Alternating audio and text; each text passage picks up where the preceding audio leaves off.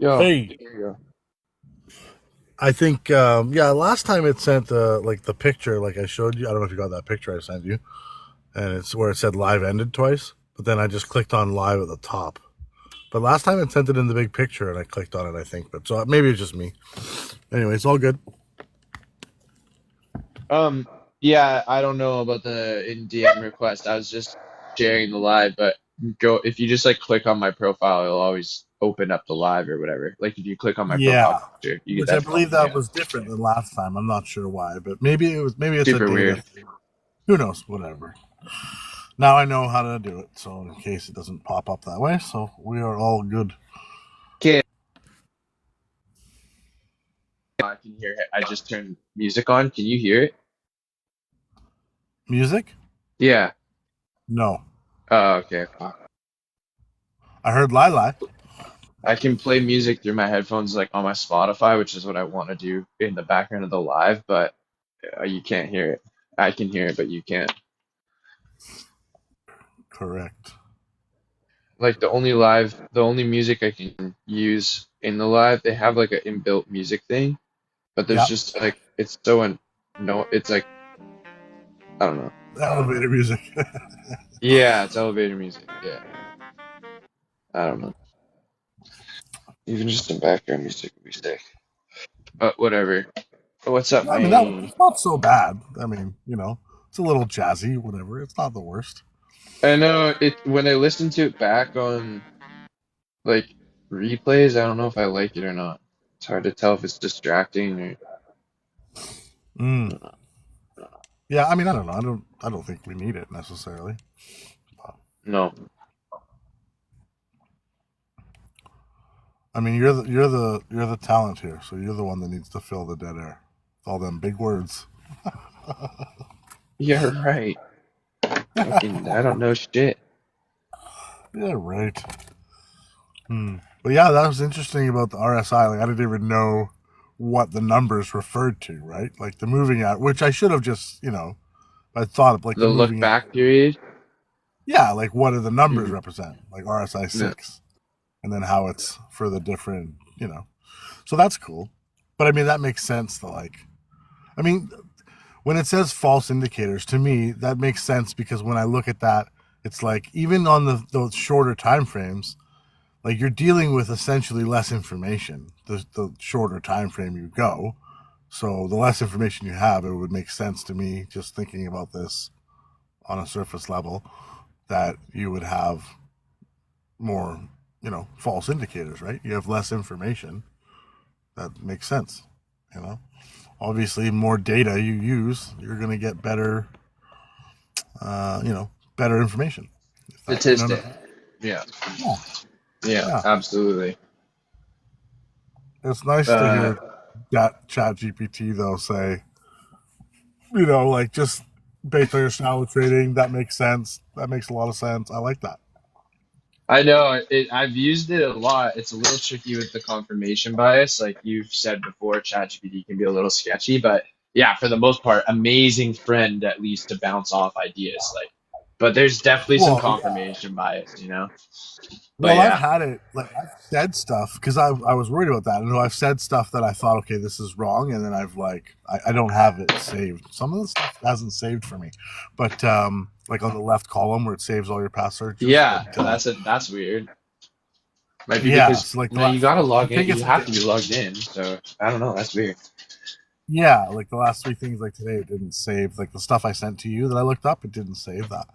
So Huh? that was disappointing. Are But you thankfully, using it the app or are you in the browser? app. I'm Or using the app. yeah, the app. But it did save like all that video that I told you I'm all excited about. Oh, oh my god. That you're making. Yeah, yeah. Yeah. It's gonna take a while because it's gonna take a while because I think it's not gonna be my face. I'll just be narrating kind of thing with imagery, and so then the cuts and the time, like how long between cuts, so it's not boring. The different effects and stuff. It's something different that I don't normally do. So, but yeah, it's going to be pretty sick. But anyways, getting back to my original point, I've said stuff to ChatGPT where I'm like, I think of something like trading wise, like this and this, and it's like that's actually not. or it wouldn't say not correct, but it would say that's traditionally like not how people look at Yeah. this. So it's like Yeah. that's it's still good. Um, Absolutely. The one man, example I could think of off the top of my head, though, you were like you showed your position, and then it suggested tightening the stop loss, and you were like, I don't know about that. well, that was BitGet. Oh, right, the get agent. Same Yeah, AI though, same type of thing. You can totally see you can ChatGPT suggesting like something like that. Yeah. absolutely. That's what I Yeah. thought when I looked at it today. I was like, oh, this is looks exactly the same. But But still yeah, not a that's bad suggestion. It's just confirmation bias whether you want to take the piece of advice or not. Like absolutely. any thing of this information. Okay, that's why I love this space is because all the information is like take with a grain of salt. There's anytime you get some sort of like overly confident statement in this space, you know that's a red flag, basically. Yeah, because nothing's 100%, and Yeah. that's what I love. It's a parallel to life, right? Yes. Use your critical thinking skills and your Yeah. experience and your biases that come from those experiences, and make up the best choice you can. ChatGPT is so much better than like. I mean, I know it's a different type of model, like Gemini or whatever, but I cannot stand like it's so easy sometimes to just be like, "Hey Google," as opposed to just going into ChatGPT or whatever. But like, Right. if I just stop to take a breath, it thinks I'm done talking. Like it has no context, and at So least Chat. The Gemini just voice recording aspect, like yeah, with ChatGPT you can sit hum and haw, sit in silence, and then continue your Yeah, and point at then when where. I'm Whoa, done, that's I hit crazy. I didn't fucking realize stop. Gemini had a different approach to that. Oh fuck you yeah, you can't hum and haw and round. You gotta like get it all out and don't take any breaths because it'll think you're Huh. done. It's so frustrating. So like if What you're the not fuck? talking, I didn't know that.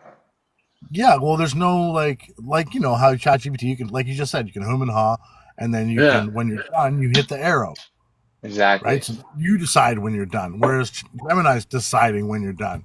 And That's it's like ridiculous. literally doesn't, like if you stop to breathe, it'll just spew out whatever. So it's, Yeah, yeah, fuck that.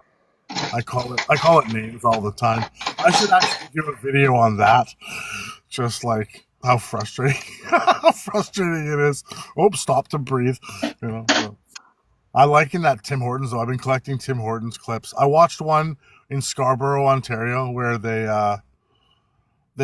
some customers captured like two employees, and you know who they are, pulling racks, like the racks that you slide into the Tim Hortons, like where they have their donuts on display, pulling Yeah. two racks full of donuts out of the back of their SUV and then walking them into the store. Made somewhere else. Probably just from a different Tim Horton. Yeah, but they weren't covered. I know, I get you. I get you. Like, no, you don't do that.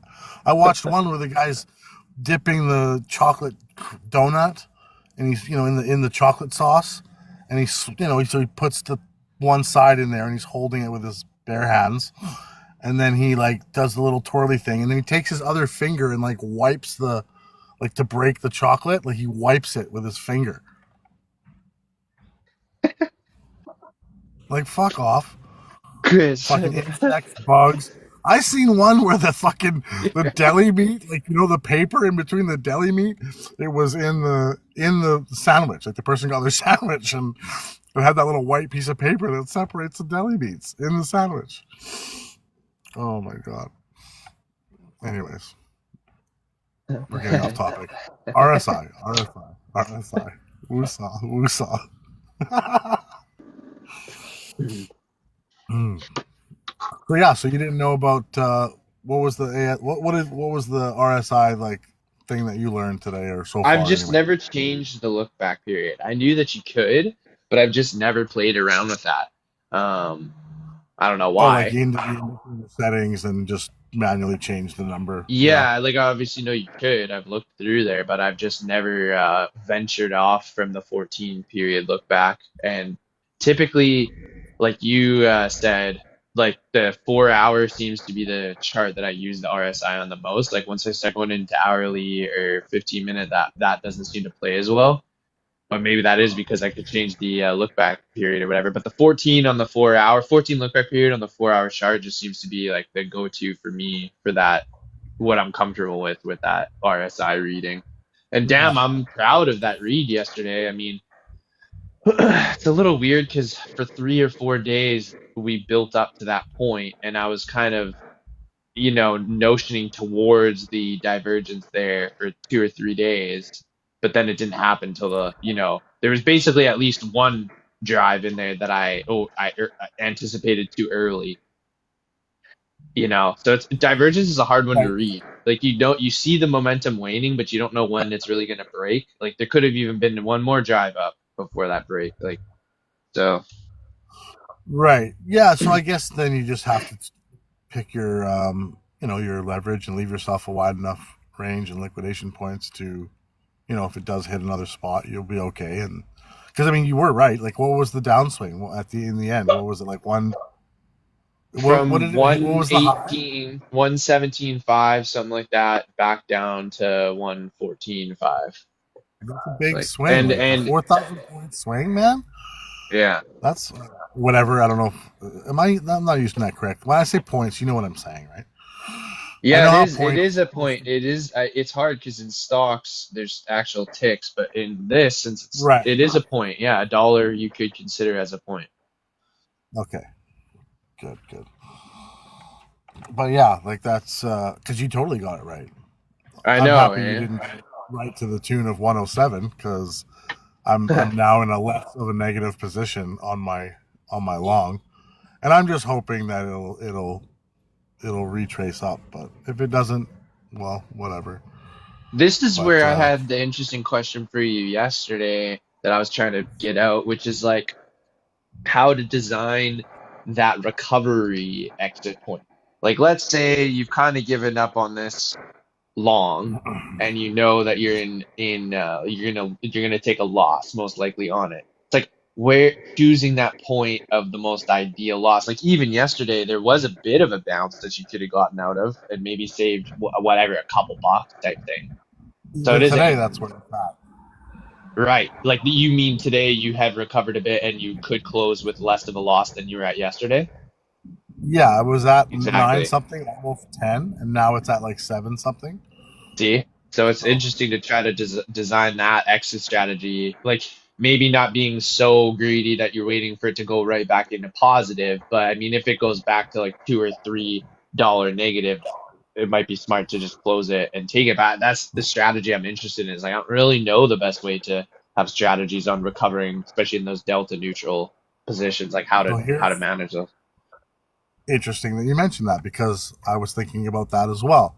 So do I want to do some shorts and capture some, you know, some profit along the way to offset some of the losses, or when it hits low and I think it's going to retrace a little bit, maybe do I want to add to my long position, right? Which brings my overall entry point down and then gives me a little bit of partial profit on that, which brings my loss down, which is what's happened as well. I did add another to my long position because I thought even if it retraces a little bit, that'll help. And if it retraces even more, then I just add to my potential profit.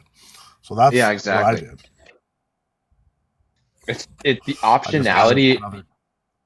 is overwhelming. Yeah, it's so fun.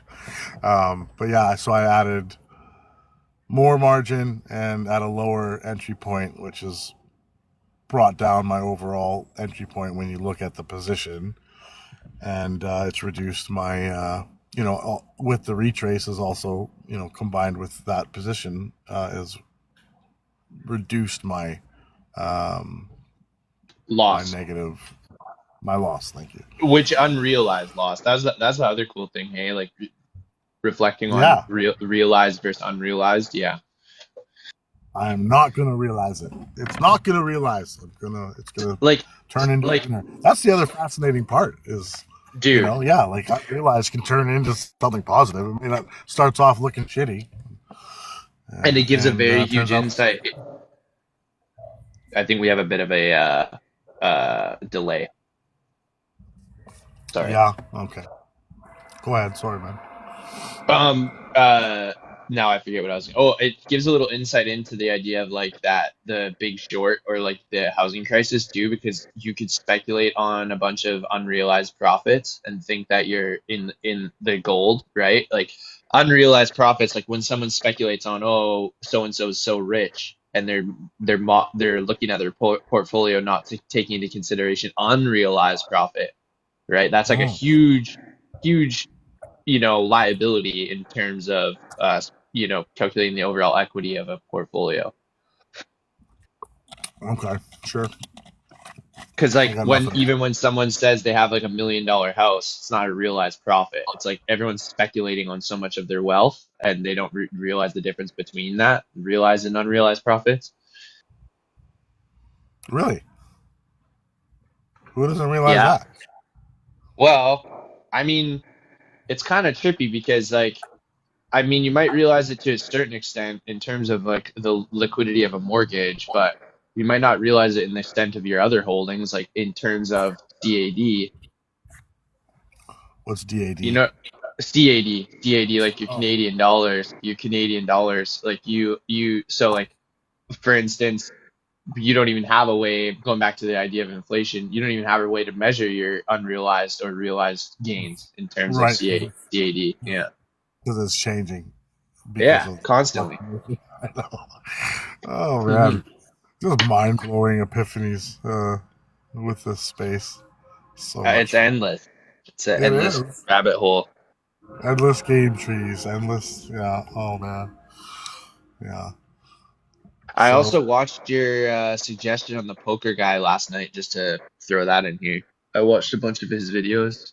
He's a lot younger than I expected him to be, and fuck, he's like a robot, eh? He's like I couldn't yeah, even keep up with all of his shit so much. He's very insightful, very, very insightful. And I noticed he basically, one of his videos is like test how good you are, and he puts you in a bunch of situations and then asks you a multiple choice question, what decision you'd make. I almost got all of them wrong.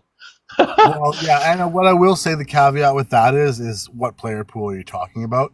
Because he's on a level where some of his concepts they're not going to work at a 1-3 level against players that aren't thinking poker at a. I'm not even going to say even at a high level, but even at a moderate level, right? In Like, his test, though, he makes that clear. He'll like put you in a position and he'll stipulate you're next to a fish on this side and a pro on this side, and then like what decision do you make? So the test is really good because he kind of like puts you in those positions, even being aware of what kind of players you're in and are surrounded by. But you're so right. He's like next level. but So yes, even on yeah. that, and I agree with that, he does as good a job as he can. And but like that's the whole thing to poker is you need to that's the trick is figuring out what level these people are on and how they think about poker. And I mean, add to that people Right. don't even take the same line, in the same spots, right? Because nothing is really 100% in poker. There's a few plays that are obviously 100%, but like for the most part, there's always what they call low frequency plays, which is if you run it through a sim and it's like 83% of the time we're supposed to raise, but 17% of the time we'll flat. Well, okay, now you got to figure out when that 17% is, and that's going to be based on a bunch of things. But the thing I like about his videos is that of all the videos I've seen, like hand histories are kind of boring to me. At least I like Jamin because it's a little production quality. He's funny, so I like his videos better than most. But what I like about Hungry Horse is that he does the best job of talking about strategies and then showing the practical use for those strategies, like actually showing you the situations.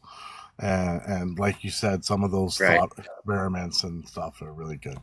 So yeah, he's really really good.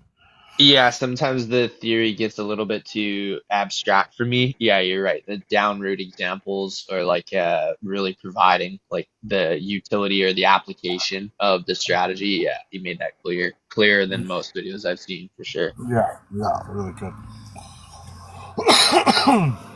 It's crazy too because statistics are such a fascinating, aspect of statistics and probability of both the scientific method and gambling and the market.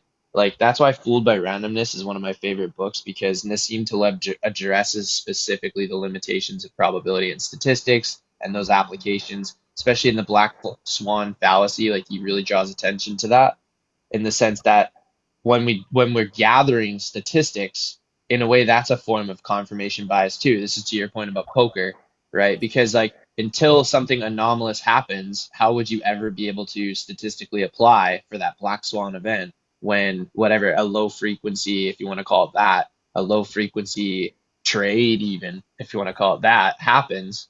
Like statistics aren't going to to predict that circumstance. That's the downfall of statistics. They're Right. asymmetrical in terms of real world application. Like so yeah, so like a sort of simplified version of what you're saying is like that the stuff that's outside of say Bollinger Bands, like those things are tougher to spot. Is that kind of what you're saying?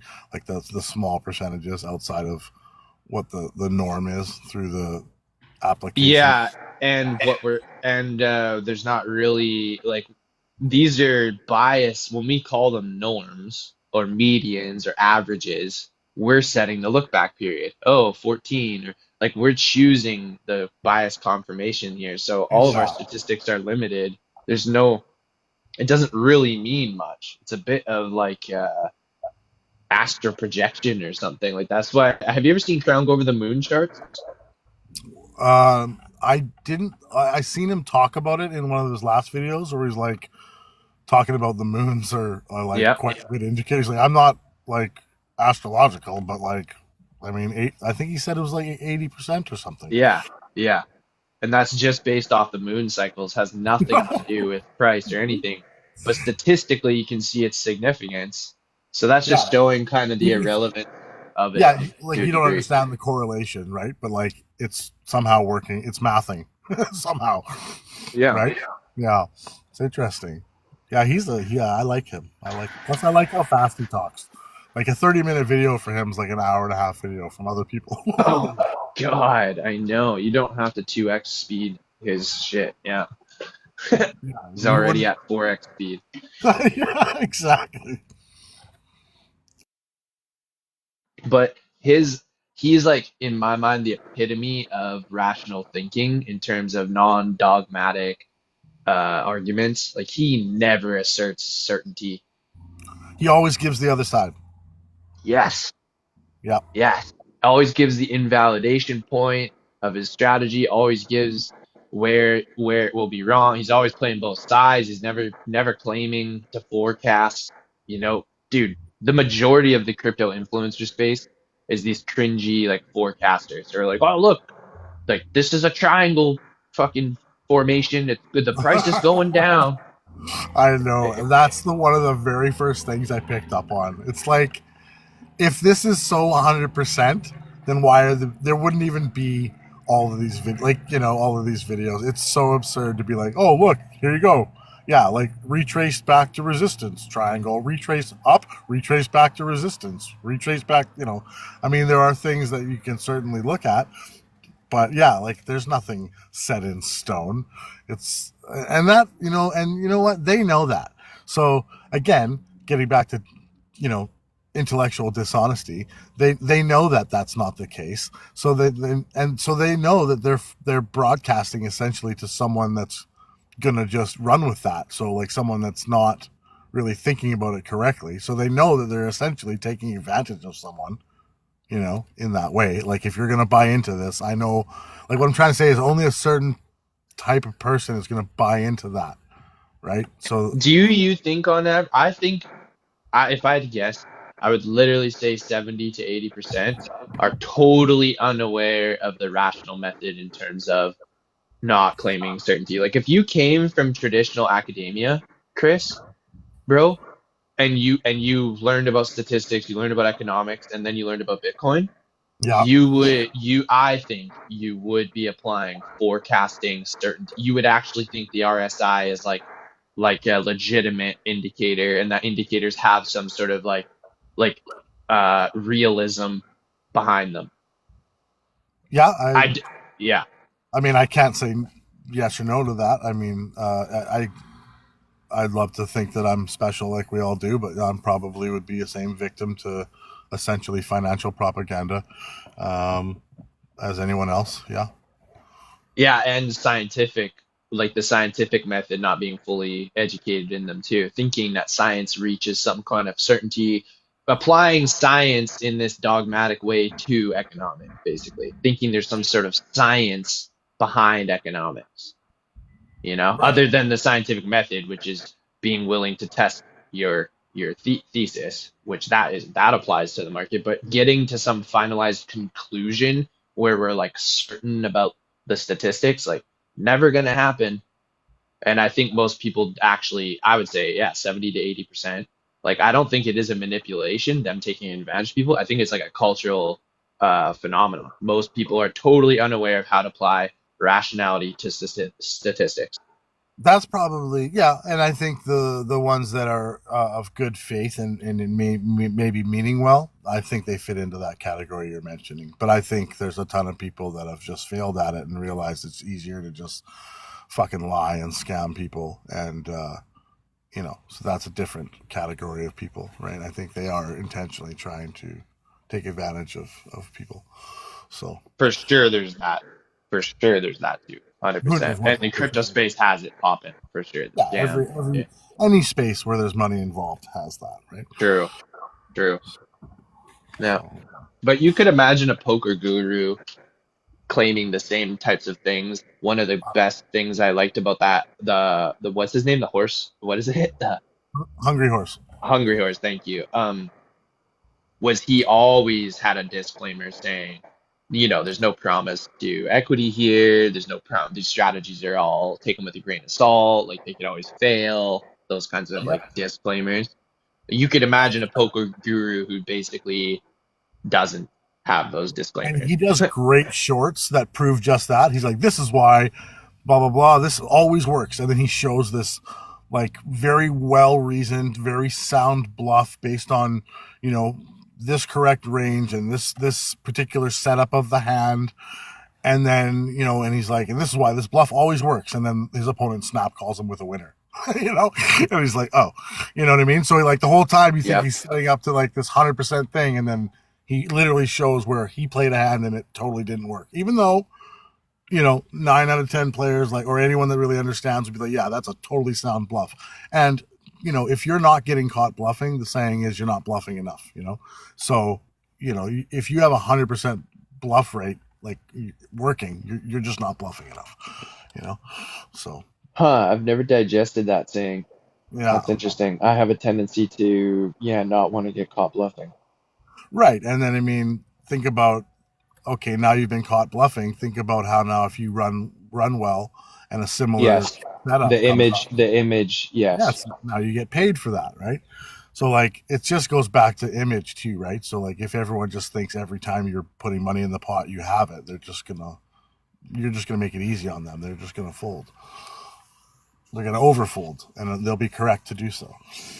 I liked his analysis. He went through Phil, what's his name? Hellmuth? Was it? How do you say his name? Phil? Yep, Phil Hellmuth. I Yeah. call it Helmuth, but a lot of people say Helmuth. Whatever. That guy, he goes through like an analysis of his fear with snap calling or not re-raising enough or snap folding, and Yeah, talks about. Did you watch that video, perhaps? I don't think I've seen that one. Yeah, very, very interesting. The fear component, the whole video's theme is around how fear influences people, and yeah, very good overlap with the market and Yeah, like how we are short-sighted in exactly what you're saying here with the image component of maybe failing a bluff actually might work to your benefit in the long term. He also talks a lot about how, and this very much overlaps with my positions in the market. He points out how Phil will often revert to like just a intellectually easy decision rather than putting himself in a position where he might have to think extra or like a hard position. He's adverse to putting himself in difficult positions, and that can actually be absolutely. to his downfall. Yeah. Yeah, Phil's a very good tournament player and very good against playing against amateurs. Um, I mean, Phil's very good. at poker, but there's certainly room for criticism of his cash game plays. So, I find but myself in the market though doing this too after years of doing this, where earlier I was probably a little more open to putting myself in a difficult position and dealing with it, whereas now with all these the indicators and my jadedness to a degree, I will resist putting myself in difficult positions, and that's where a lot of the good money is. So oh yeah, really? Like okay. yeah. Because I mean, I that was sort of how we talked about how I want to try to keep some of these indicators fairly simple, because I don't want to overcomplicate it for myself. Maybe it's not the complete best strategy, but currently at my journey of development in this space, it's a good strategy for me. It's one I can understand and feel some confidence about. Maybe it's not the best overall, but currently the best overall for me where I'm at. Like meet me where I'm at, so I'll meet myself where I'm at with the strategies I employ. I think all good traders have it somewhat simple. Simplicity is the key. I think you're right about that. Keep it simple, stupid. That's a very good pattern in all things. Golf, poker, you can do a lot with that. Yeah, But for sure. but the criticism of Phil there wasn't. That's a good point, Chris. Because like, yeah, I'm not necessarily saying that Phil should over complexify things, right? And I don't know much about his gameplay or poker specifically, but I guess the notion I was getting from the Hungry Horse is that yeah, there's just in the level of exposing to opportunity where maybe he's being a bit intellectually lazy. It's not necessarily that he's like over complexifying thing. You need to keep it simple, but at the same time, yeah, there's a fine balance between that and yes, I don't know, Well, not I being know what you're saying. I know what lazy. you're saying. Yeah, No, I know what you're saying, and I mean, and I do this. There's areas of poker like playing hands out of position where the correct play is probably the three bet. There's scenarios where depending on who it is that's opening, if it's a more difficult player, there's situations I will just avoid, and maybe that's not the best strategy, but I will do that at times. Just to not put myself in some of those more difficult positions, which I think is generally a good strategy.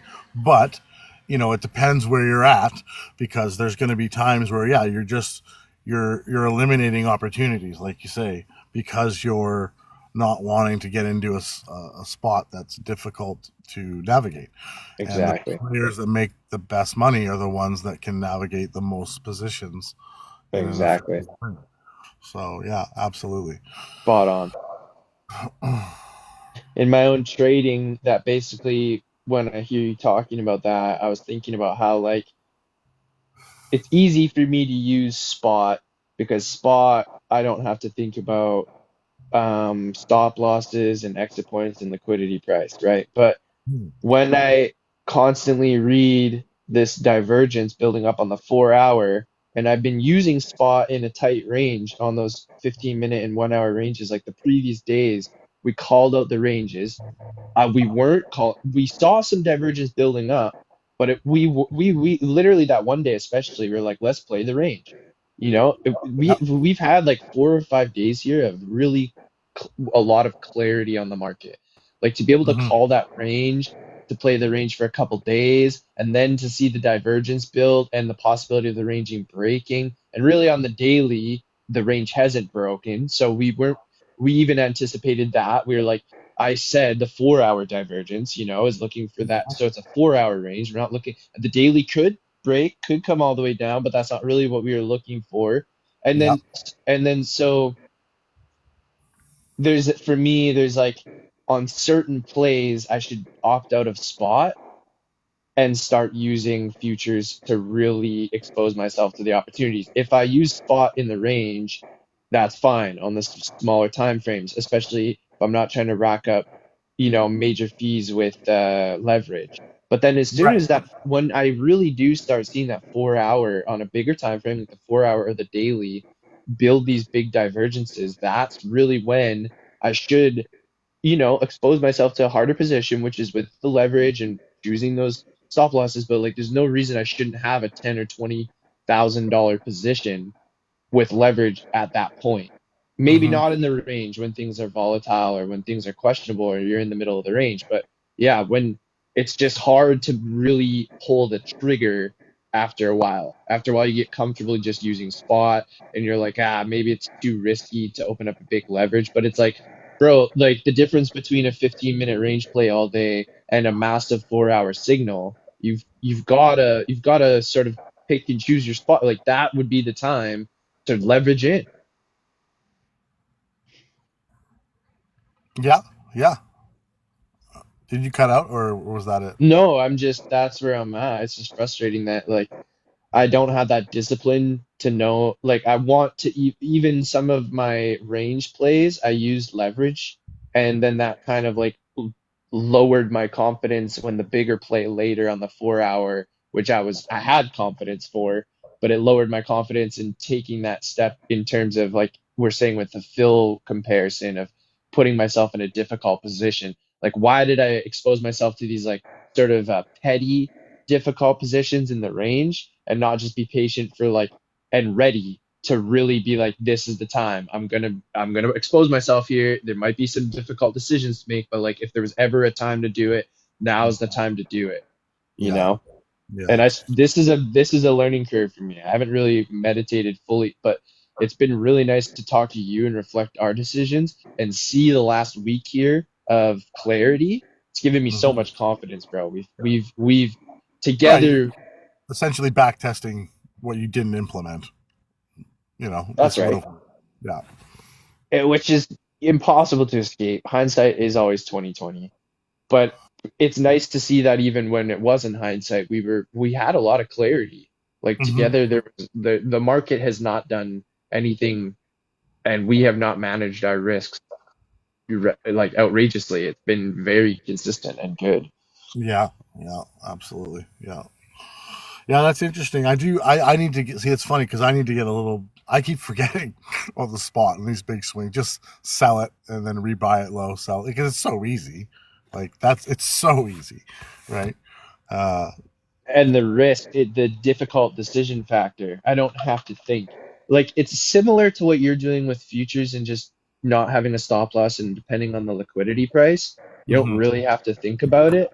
But it does feel a little more like that fill position of making a difficult decision versus not. Spot is easier. It feels just easier, less risk. Whereas Yep, managing the position, looking at it, knowing the margin, all that, just it really is like dealing with a river or a turn card that you were not expecting when you thought you had the nuts on the flop. Like, yep. so, That's a good analogy. I like that. well, that's what Phil was doing. That's what he would do. He would flop the nuts, right?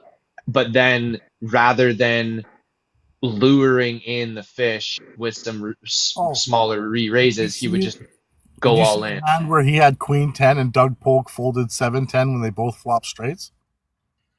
No, no, I don't know that hand. So he flops. It's 8-9 jack. Oh, I did see that hand.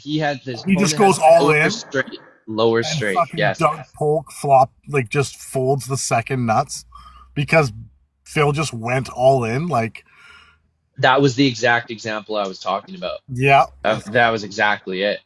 such a terrible play. Great He's play a by Doug. he was a pussy. He was being a Yes. pussy. He didn't want to have to deal with the turn or the river being something unexpected, even though he had the nuts. That's Yeah. really what you should want. You should, right? Statistically, you should want a fish to think that he's got the nuts when you actually have it. Yeah. Absolutely. Yeah. He Yeah. was just. I just want to get my money in good, and then whatever happens, I don't have to blame myself Yes. because I got it in good. Yes. So in the market, I see the same psychology going on with me and being comfortable with the spot. And in terms of leverage, I know, right, the whole thing here is finding a position that we can really leverage into. Now, if we want to do the short-term shit, we can do that, but it's not going to be the life-changing shit, right? The life-changing thing is finding a position, leveraging into it, and holding that son of a bitch. Yep. You know, Yeah. and maybe it's only for a couple days. Maybe who knows where the target is really, but that's the patience thing. It's like opening a 10 or $20,000 position, right, at a fucking solid resistance point and Yeah, watching that motherfucker play out for 10 days or something. Like yeah. that's what we're building up to. That's what we're ultimately trying to get to, I feel like. Leverage is just, man, I love it. I get goosebumps every time I really think about it. You know, Again, just freedom. Just freedom. The how thinking of cool is it oh, to put up a grand, but have a $20,000 position, with a grand of your money at, like, you know what also makes me giddy is how A, how few people understand that, and then B, the people who are skeptical. People don't understand this shit, bro. People literally think that this is like a bad thing. Oh, it grinds my gear. It's like, what? They don't understand how free they are. They literally think that like in a lot of people's mind, day traders and shit are like slimy or something. Or like the I think they market. don't.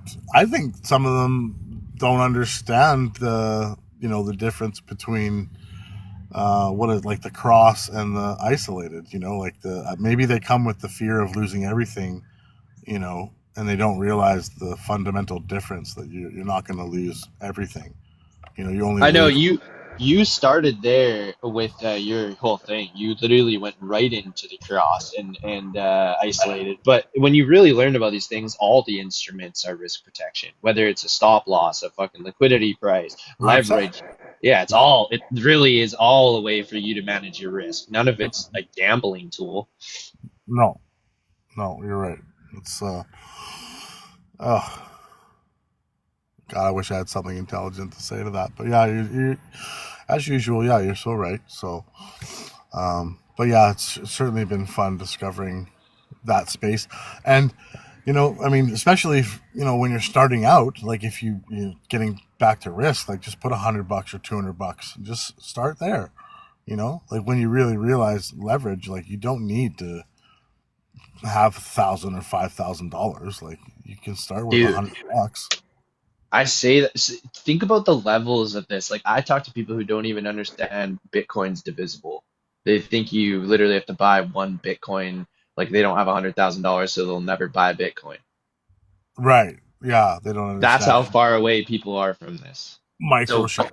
Yeah, yeah, all the way down to what you're talking about, and then the shorting component. It's like the price doesn't even need like the levels of sort of escaping the matrix when you go down the wormhole of finance is like holy fuck, you really don't need $1,000 or $10,000. Like five, think about it this way too. It's so fun to think about $200 and how to manage $200 because not only could you leverage it up and open right and 10x to 200 $200 and open up a $2,000 position, you could also manage it like an old grandpa if you wanted to. You could break that $200 down. And Sir is in the chat right now. That's your poker G. Sir, if you want to ever talk poker, this is my homie that is into poker as well, Chris. You guys would have a lot of sick conversations. He lives in Vegas, Chris. Oh, sick.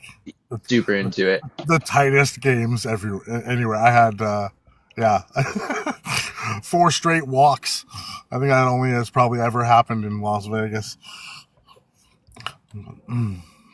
But I kind of forget where I was going with that. But I guess I was trying to talk about how you could manage a $200 position rather than leveraging it up. You could leverage it down in the sense that you could break it. You could make 10, uh, $20 contracts Yep.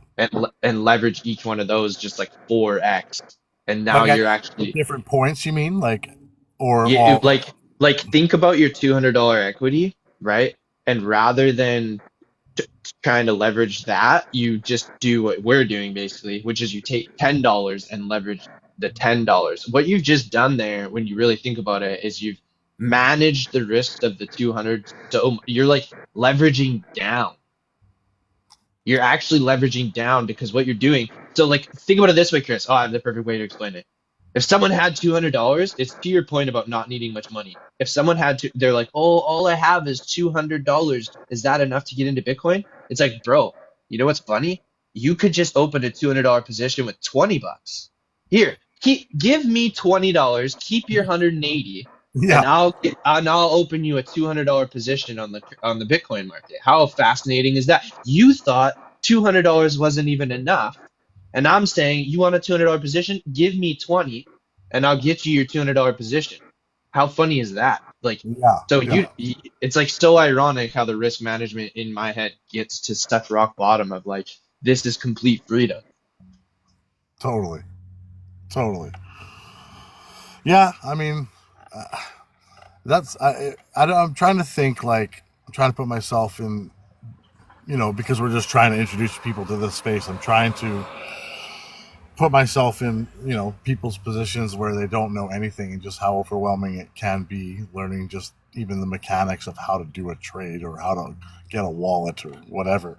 But, when it comes to, yeah, learning about how you can let, like, where do you have to be at in your learning curve before you stumble upon to some of these concepts? Dude, some people won't ever. Some Yeah. people won't ever, And that kind of obviously. reminds me about AI, and like, and this a common concern is that people are going to start to consider AI to be, for lack of a better term, the Bible, where they just believe everything it says without, because I mean, I've told you how many times I've caught AI, not giving proper context or omitting certain things that I already know about. It happens all the time. But if you are intuitive enough and you have good instincts and you ask the right questions, you can, you're just pointing AI in a direction. So the better you are at that and asking questions and thinking about whatever it is you're working on, the more effective you're going to make AI. So it's not just I have no play or no say in the game of what answers I get from AI. You're directly directly involved in how effective AI can be through just your thought process, even on a basic level where you're just kind of using it like Google. Like, never mind all these other things where you can have it build websites or do whatever, that aside, just the thought process involved in how you communicate to AI is obviously going to directly relate what you get out of it. So it's very interesting to me because I think, you know, the smarter you are, obviously, the more you're going to get out of it. You know what's so funny about that is that is in a lot of ways very similar to the Bible. Oh no. You know what It I is. mean? Yeah, it Yeah, like is, right? Like your when interpretation of the Bible is the most crucial part. If you're a dogmatic, rigid thinker, you're going to be affected negatively by the Bible. If you're open-minded and rational, you could probably get a lot of good out of something like the Bible. yeah. Yeah, is this story good? Is this story bad? Yeah, how do I implement this or not in my life? Yeah, exactly. That's a very good point. This is why I love the term method, methodology, method. Like logic, I see as a method. Because how we approach information, we need a method for digesting it. And I see a pattern. Most people have a method. I saw a method that I used to have in myself that was very irrational Oh because yeah, because I was clinging to certainty. I was searching for, this kind of goes back to the Phil Hellmuth thing yeah, too, yeah, right? I wanted certainty. I wanted to be eased by my certainty. I don't like not knowing, uncertainty. But logic is the method for when you're navigating uncertainty. So if you try to apply rationality to certainty, it's never going to arrive you there. It's like applying the wrong method. yep. You're never gonna get there. All right.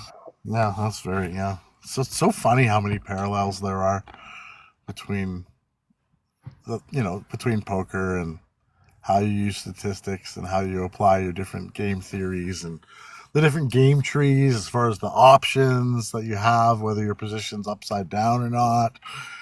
It's just like exponential. And that's what's so awesome about poker too is like it takes 5 minutes, 10 minutes to learn the rules, right? They always say it's 10 minutes to learn the rules to learn the game, but a lifetime to master. Because there are so many different variables and ways you can apply or alter or deviate from a strategy within a specific scenario to, you know, alter your, I guess, alter your outcome, essentially, increase your equity maybe in a certain spot.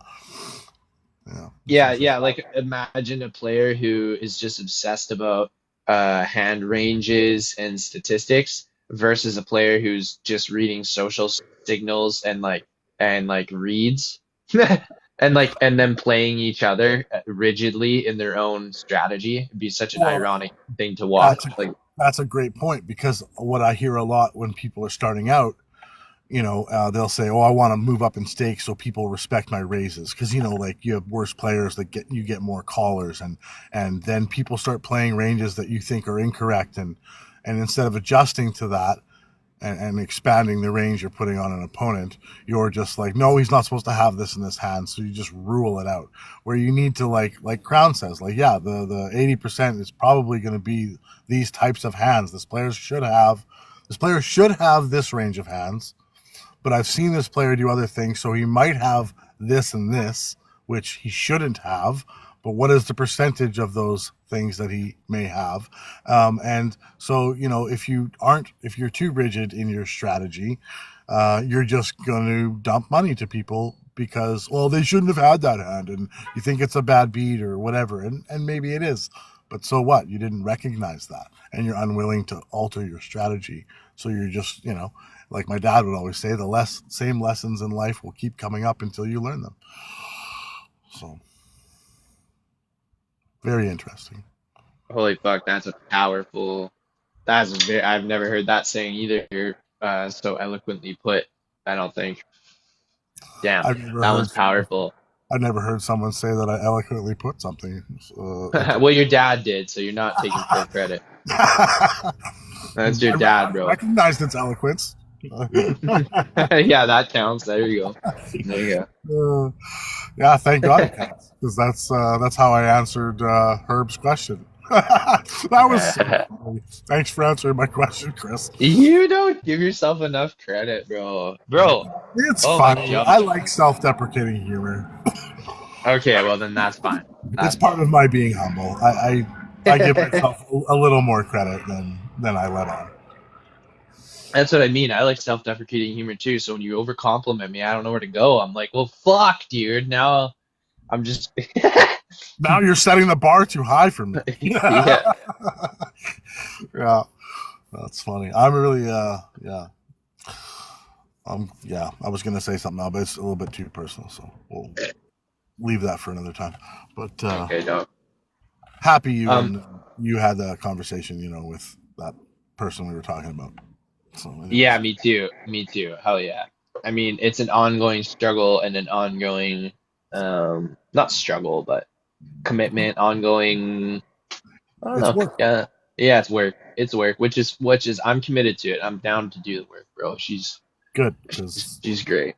yeah, Um, when you were over here, do you remember me showing you how we can backtest strategies using TradingView? That was kind of a quick thing we overglossed. yeah. It Maybe was not more. some what was it, Japanese sounding Okay, name. that was just one indicator called Ichimoku Cloud. But what I was really trying to show you with that is that any strategy, I shouldn't have overcomplexified it by showing you that first, because that indicator is very overwhelming. The real thing I was trying to show you is that any strategy we come up with, we can backtest on TradingView. Right. And so like you could code in, like for instance, if we took a buy every time the price hit the lower Bollinger Band, and we took a sell every time the price hit the top Bollinger Band on the 4-hour chart, how profitable would that strategy be going back the full 10 years of Bitcoin? Yeah. And when we punch it in, it shows you that was the secondary chart down below that I was showing you how profitable that strategy is, if you remember that. Okay. I think you might have been cooking, so Yeah. or you might have So mentioned. we can literally, not only on TradingView can we chart the price action, but we could literally look at like the profit, and my fucking camera on this phone doesn't really work, but we'll see if I can. God damn it. Fuck. Maybe I can take like a screenshot or a photo and then make it my background quick. Yeah, Like, yeah. Do that, and then you can talk me through it that way. That'll work. okay. Because this is the ultimately the coolest part of TradingView. It's not just for charting price. We can literally, any strategy we come up with, if we, especially like now, especially with the AI thing, because AI will help us code in, because you have to code in the strategy. But once, like for instance, if we were to use that Bollinger Band strategy, right, we'd have to code that in, but AI could help us. And then yeah, you can literally see how profitable you have a laptop, right? But not on you right now. Yeah, I got it on me, but it's dead. So, but when you're at the rink, you have it and it all works, right? Yeah. Yeah, that's when you need to look at Trading View. When next time you're at the rink, either call me or we'll start a live so we can kind of look, because this I think only works on desktop, unfortunately. Yeah, yeah, I think you were saying that before. So, but yeah, that would be something I would love to. Next time we get together, I would like to definitely go through that. And I'll certainly give it a try on my own. I feel like just from an efficiency point of view, I'm going to struggle through trying the mechanics of doing that. Um, Whereas at least when I'm with you, you can go through the mechanics really quickly because you know how to do it, and Yes, I can absorb the theory a lot better that way because I have like I have other things on my plate that I'm trying to do. So when I am trying to figure out ways to do things, I want it to be where like I don't want to have to dive into 10 hours of figuring out how to do something to do an hour of seeing how that works. You know what I'm saying? I do. So from an efficiency point of view, selfishly, I would probably want to wait until we're together to do that. But because I got this 100%. master project I'm working on, this video that's going to be probably the best video I ever make, no matter how many more I make. But we'll see. I'm so excited. I can't believe I didn't get too many like the little ice rink thing because I don't want to be serious all the time. You know, I like that joke about the attendance. Come on, people. All these views, no one's laughing. That was pretty funny. No one knows what I'm talking about, obviously, but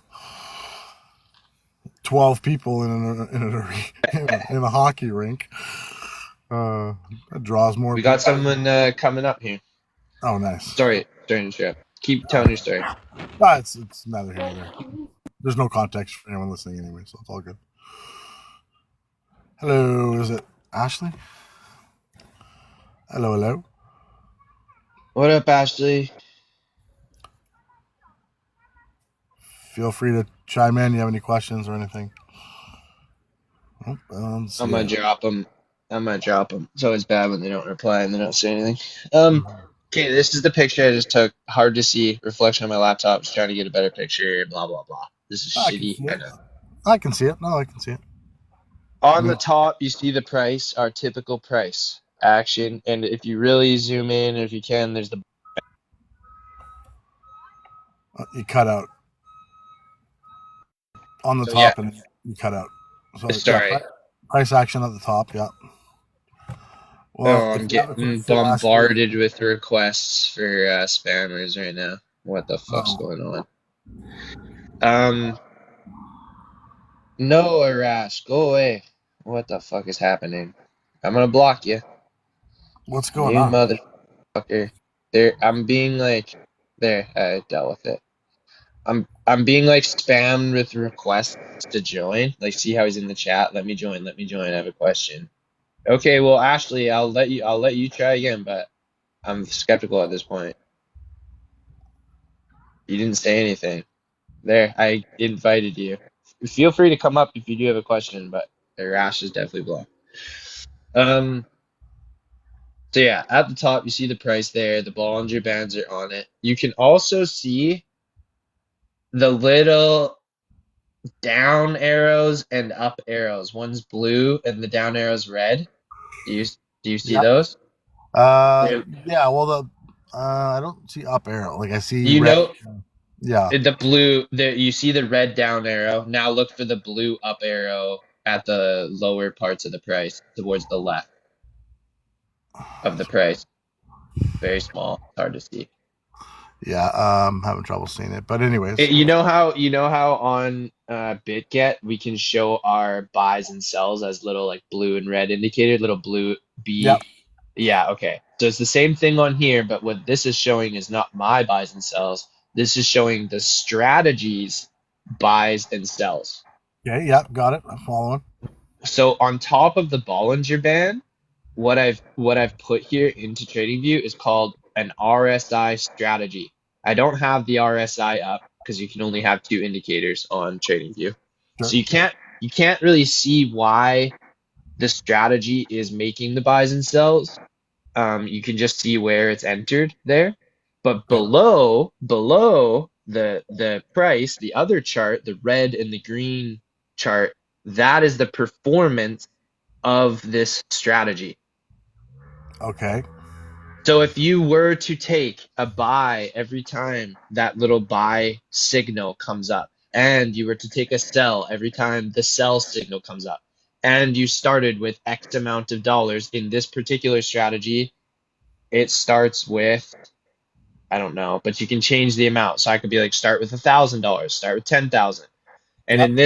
in this particular strategy, it shows the growth of $32,000 with some down draw. Like you can see the downside of the strategy. That's where the red goes below the equilibrium point there. Yep. But at the top right, very end, where the price is today and where the strategy is today, it's up $32,000. And what was the original position? Sorry, Or I'll look at it. I'll look at it. Uh, this okay. So 100,000. wow. A So hun- a hundred. So 32%. pardon me. 32%. Yeah, yeah. Now that's over the full period of Bitcoin history. So like 10 years. Yeah. Well, still. Still though, yeah. But I mean, and this is not an optimized strategy. This is a shit. This RS, all I did on TradingView is type in strategy and choose the first one that came up. I don't know this strategy. I'm not familiar with it. I don't know what time it's supposed to be moved on. I don't know why it's justifying buys and sells, you know? yep. Yeah. So I'm just showing you that with any strategy we can back test it. And That's and off. yeah, so that is a crazy tool. Like that is unbelievably cool. Anything we come up with, let's say you had a moving average strategy, you're like, every time I want to test if we traded every time the 50, the golden cross, every time the 50 EMA crossed the 200 on the hourly time frame. Yep. Yeah, you could back test how profitable that strategy would be. And Well, you you could can back, even like you you said, you you can could back even test add it. leverage in there and stuff, but Yep. Oh, I know. So that's very cool. That is unbelievably cool. Unbelievably cool. so much clarity in a endless amount of incomplete information, just like poker. You're just making decisions on incomplete information.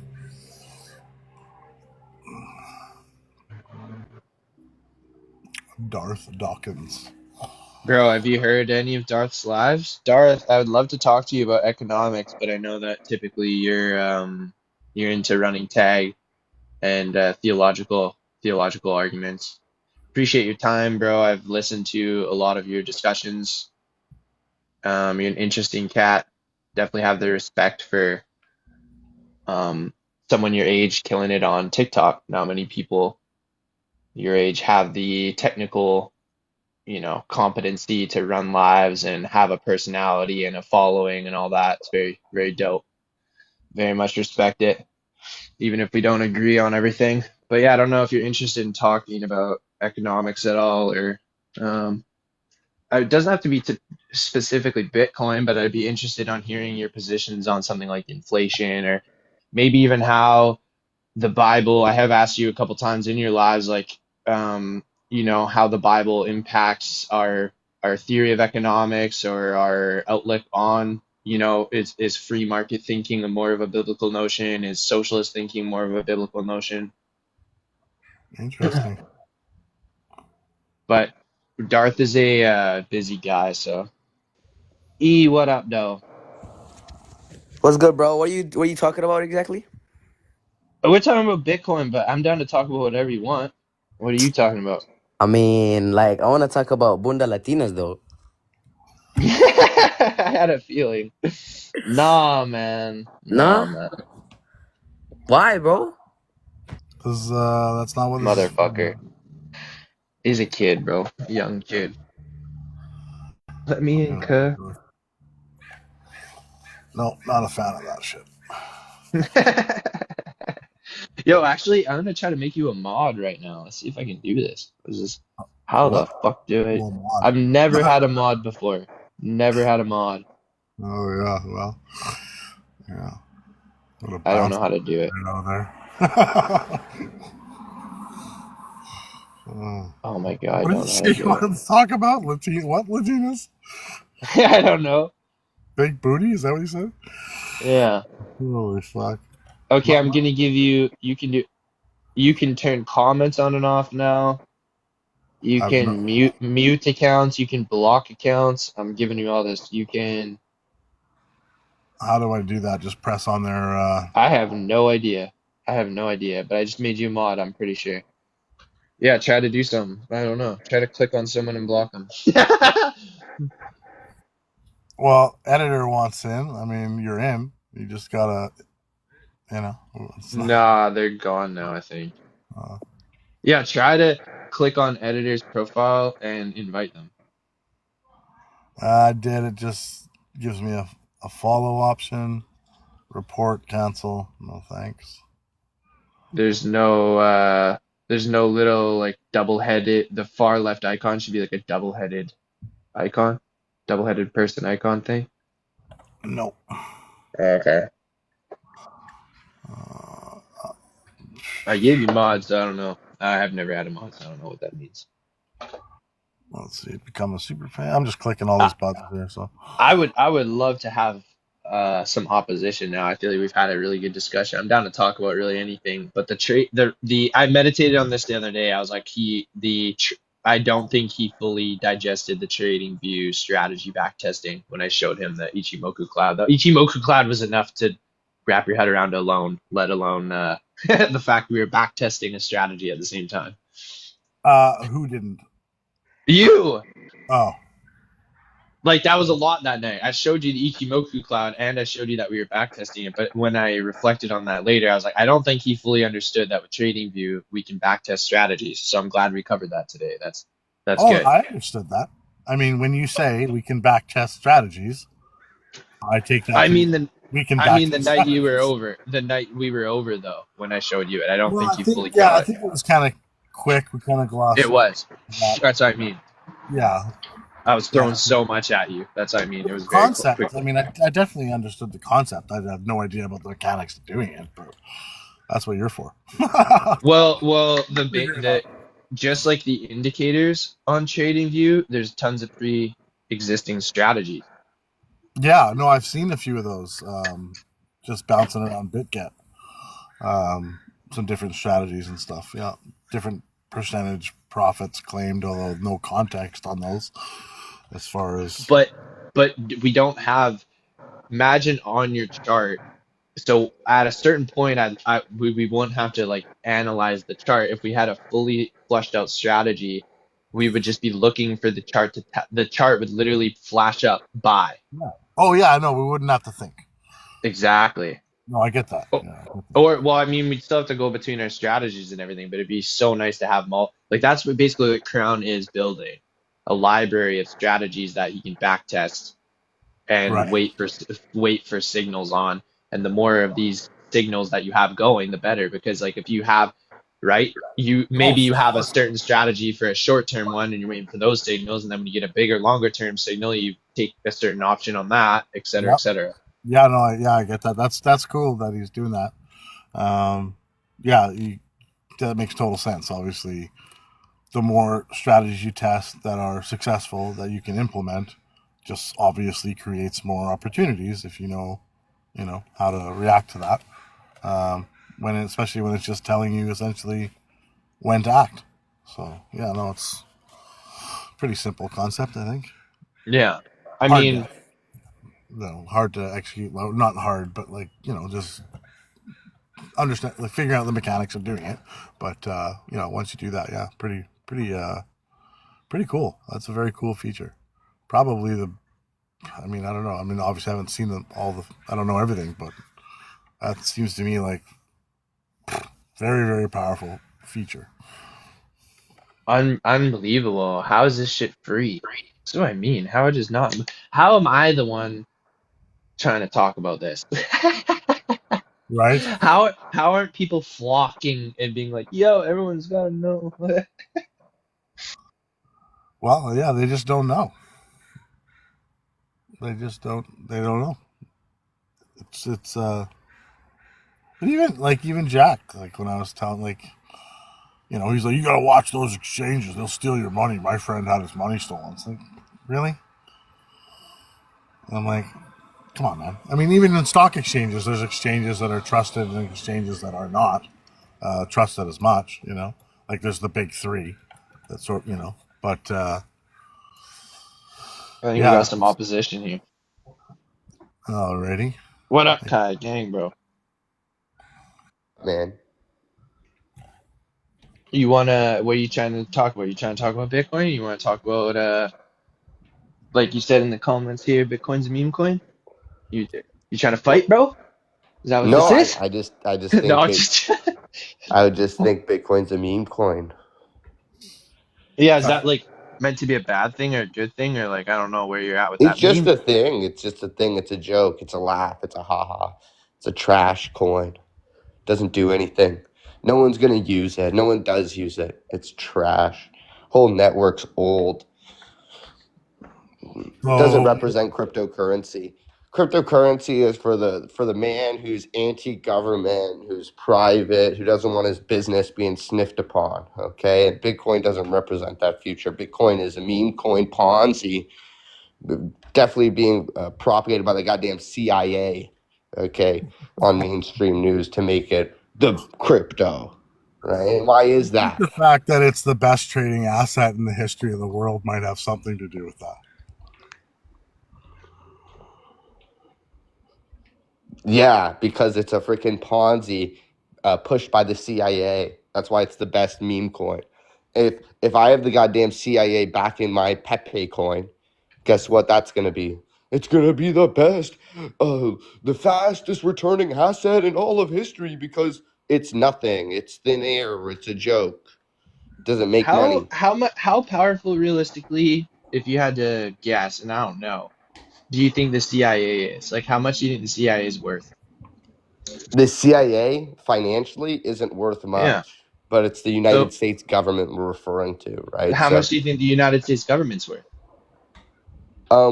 It's not even a money thing now. When we're talking about the power of United States government, it has nothing to do with money. It has to do with power. Well, but it does have a lot to do with money because if we're talking about a decentralized network of money, like if it were true that the CIA, right, were the ones, they would be billionaires. If they were the ones that were actually like popularizing Bitcoin for some sort of agenda, right, they would be so financially powerful that they would literally run the world.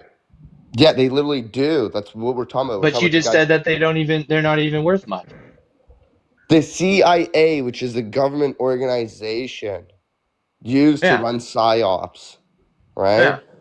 But how much are they really worth in comparison to Bitcoin? But it does, because dude, you're missing the picture. This is a subsector of the United States government, which is the most powerful government. You understand? If United States say we are banning Bitcoin, and anybody who isn't banning Bitcoin is supporting terrorism, for example. Yeah. There is no more Bitcoin, buddy. That's not true.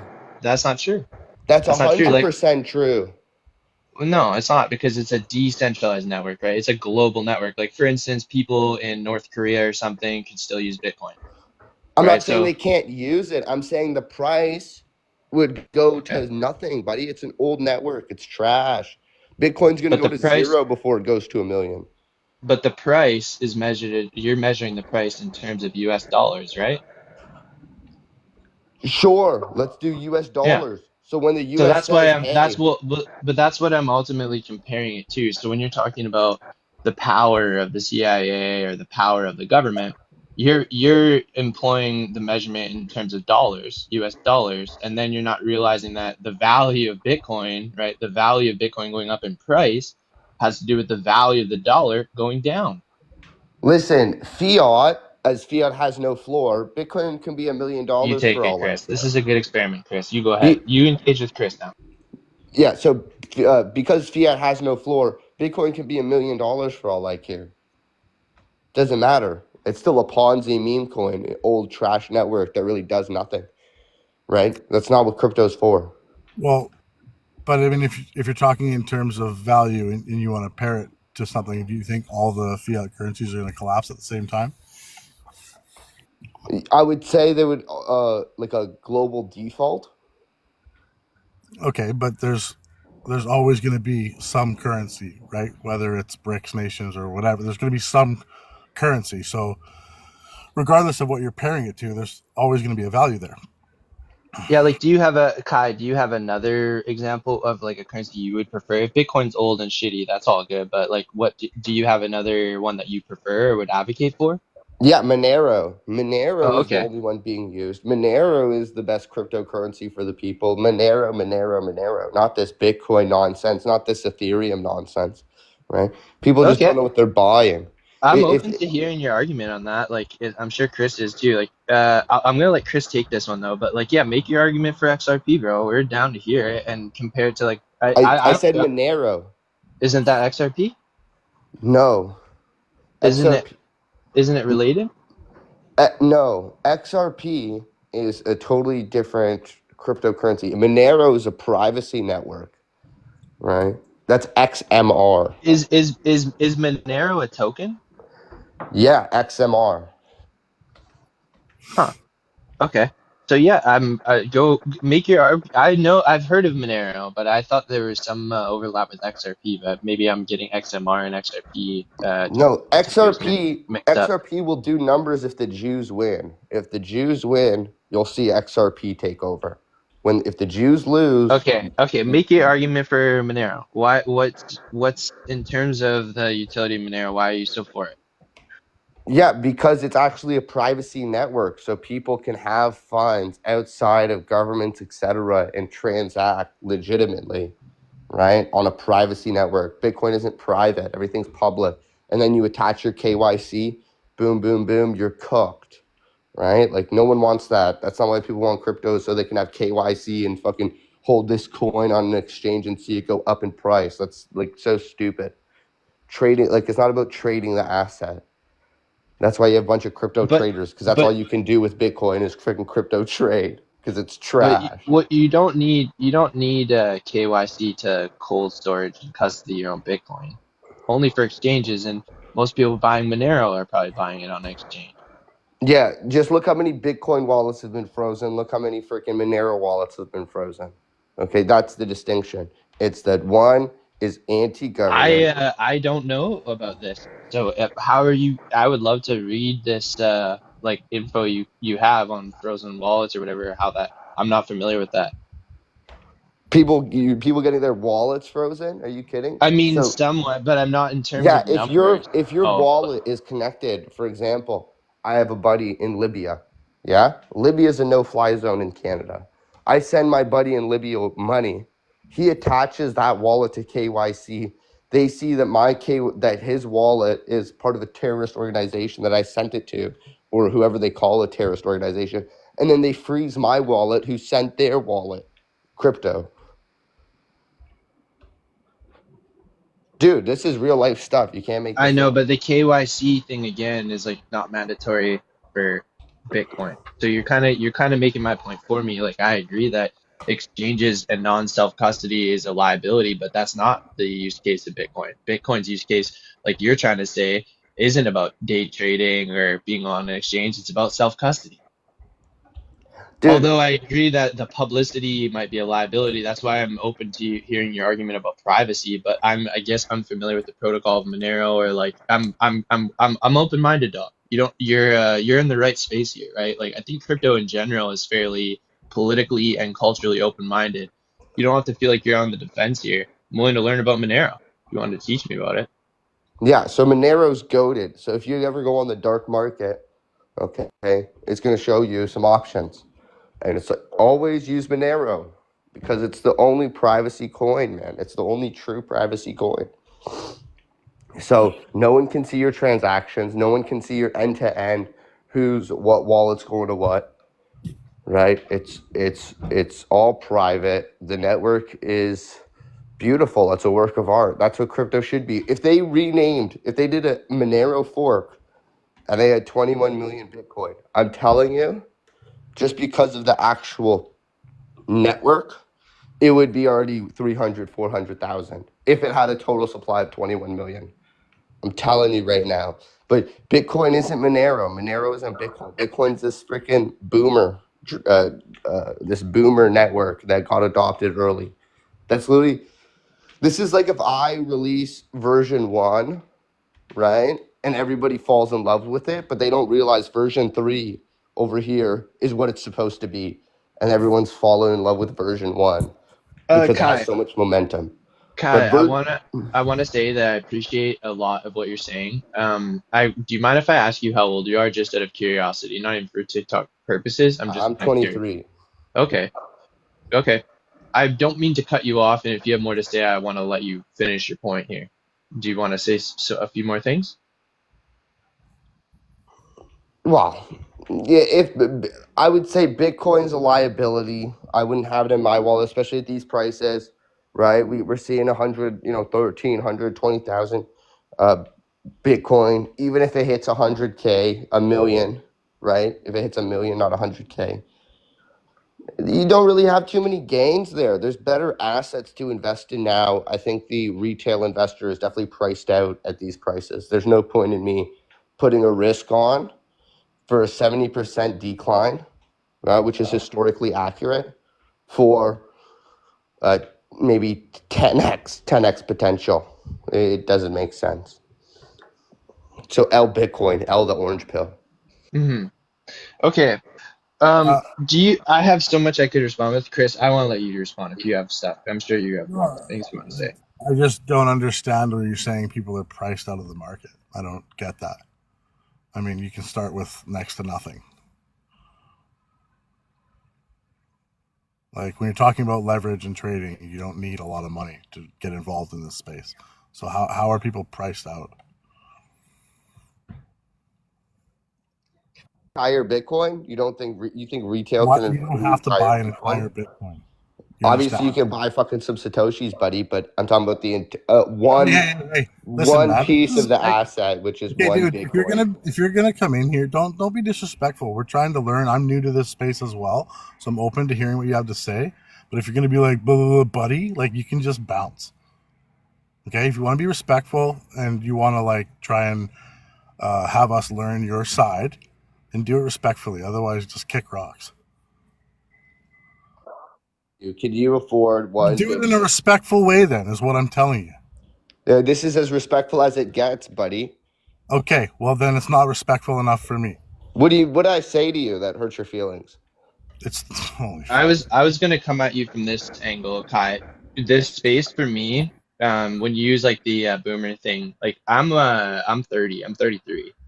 Um, I've been in this space for like 6 years, so 27 is when I first got involved, really. And it's been nothing but a learning experience in terms of humility. Humility has been the number one trait I think I've learned to embrace, not only with crypto, with my own wealth building and my ability to filter out the community that I want to involve myself in. So you're young and you've come in here with a lot of great ideas. You're obviously way ahead of your peers, I would say, in terms of financial literacy. You've done a lot of digging here, and I respect it, bro. But you have some leg room to do in terms of really embracing the space you're in. Right now, you're on a panel with homies. Not, it doesn't matter the age difference or whatever. We're all in the space together. We're not Bitcoiners in that sense. If you want to degrade Orange Pill or whatever, for me, that's fine. That's what the community has empowered me with. I'm very resilient to criticism, and I'm very open-minded to all your pushback and stuff. But my question is, and my skepticism is, how open are you, right? The more you can display and demonstrate that you are open to criticism and that you're humble for someone to push back on your ideas, the more that you're going to leverage your spot in this community. You know, you can learn a lot, bro. You have a lot of space to go, and I have some stuff I could probably teach you the same way you could teach me. But it's going to take you to back off a little bit on the dogma. I mean, for instance, Monero shit, fuck Monero, right? Where does that get our conversation? Right? I'm genuinely interested in learning about Monero, maybe the same way you should be about what I have to talk about. But I'm not. I want to make it clear. No one here is a absolute Bitcoin advocate. I thought that was clear earlier when I said I want to learn about Monero, whatever you have to share about it. So I hope my words are landing there, and you can take it wherever you want to go with it. Everybody's feelings. I mean, I was just saying people are priced out of owning one Bitcoin. You like that's Not about hurting my feelings. It's just about being respectful. Because otherwise, like he says, I mean, if that's how you're, dude, you asking me to be so respectful is disrespectful, bro.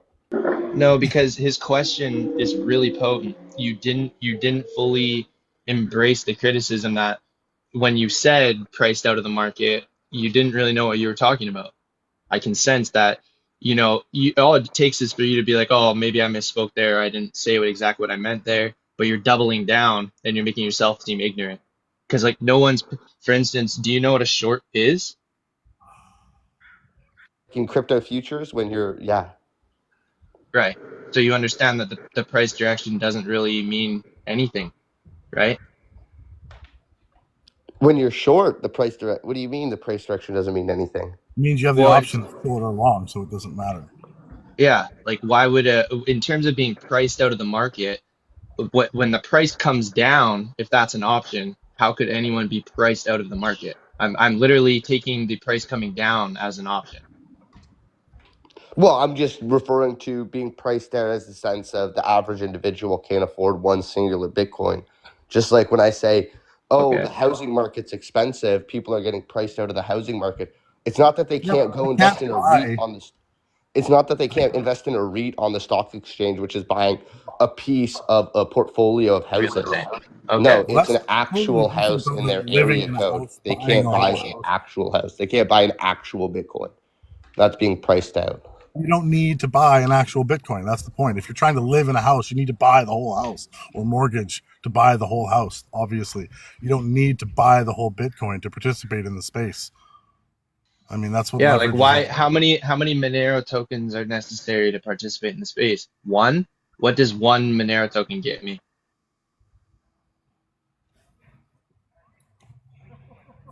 Yeah, like Monero is totally different than Bitcoin because Bitcoin's going to be like a hedge on inflation, a digital gold, right? So back to them explaining how I'm priced out of the market. Like I've literally started with, well under $1,000. So I don't understand.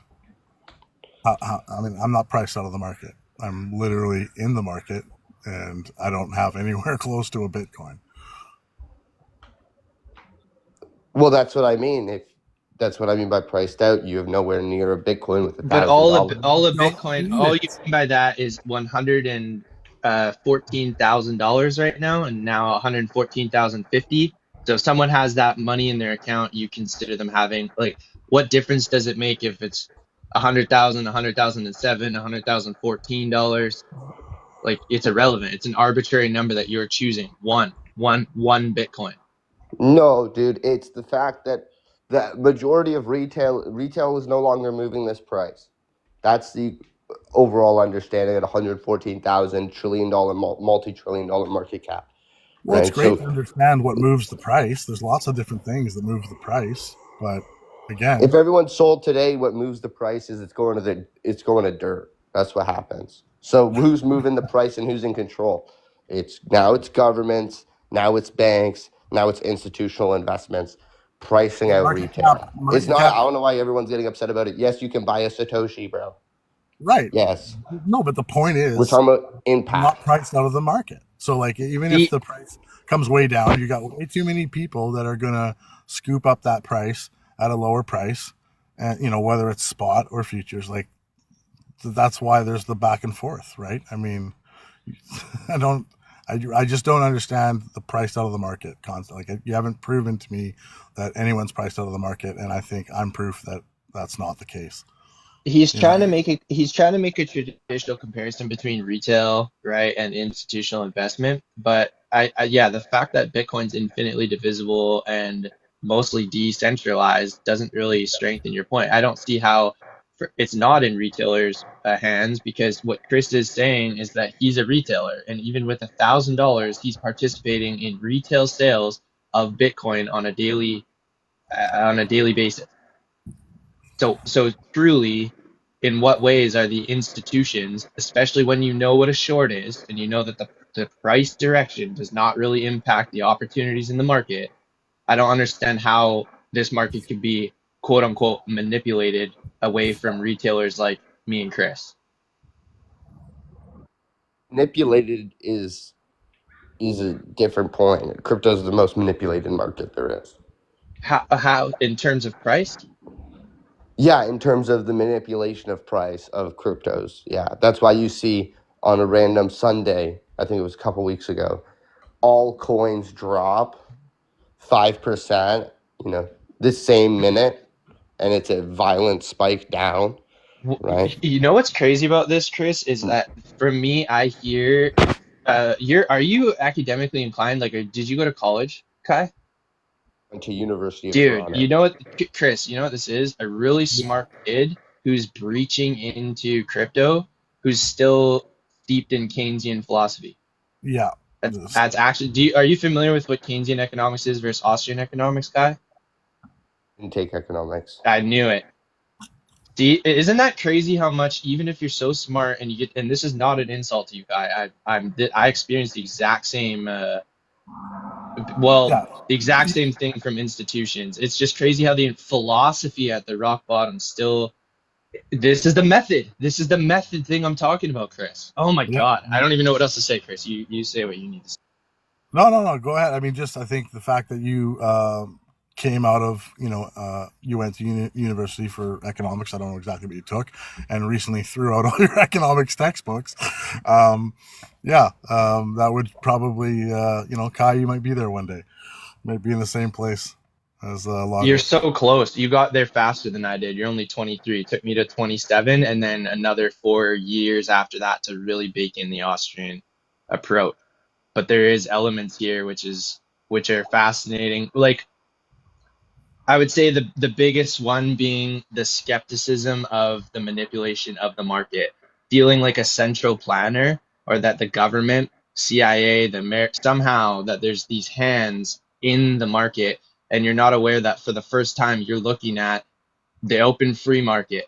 It's really hard to not be skeptical when you've been so cynical, and exposed to the fiat system your whole life, to really lay your eyes on what the free market and the wild, wild west and randomness, what it actually looks like.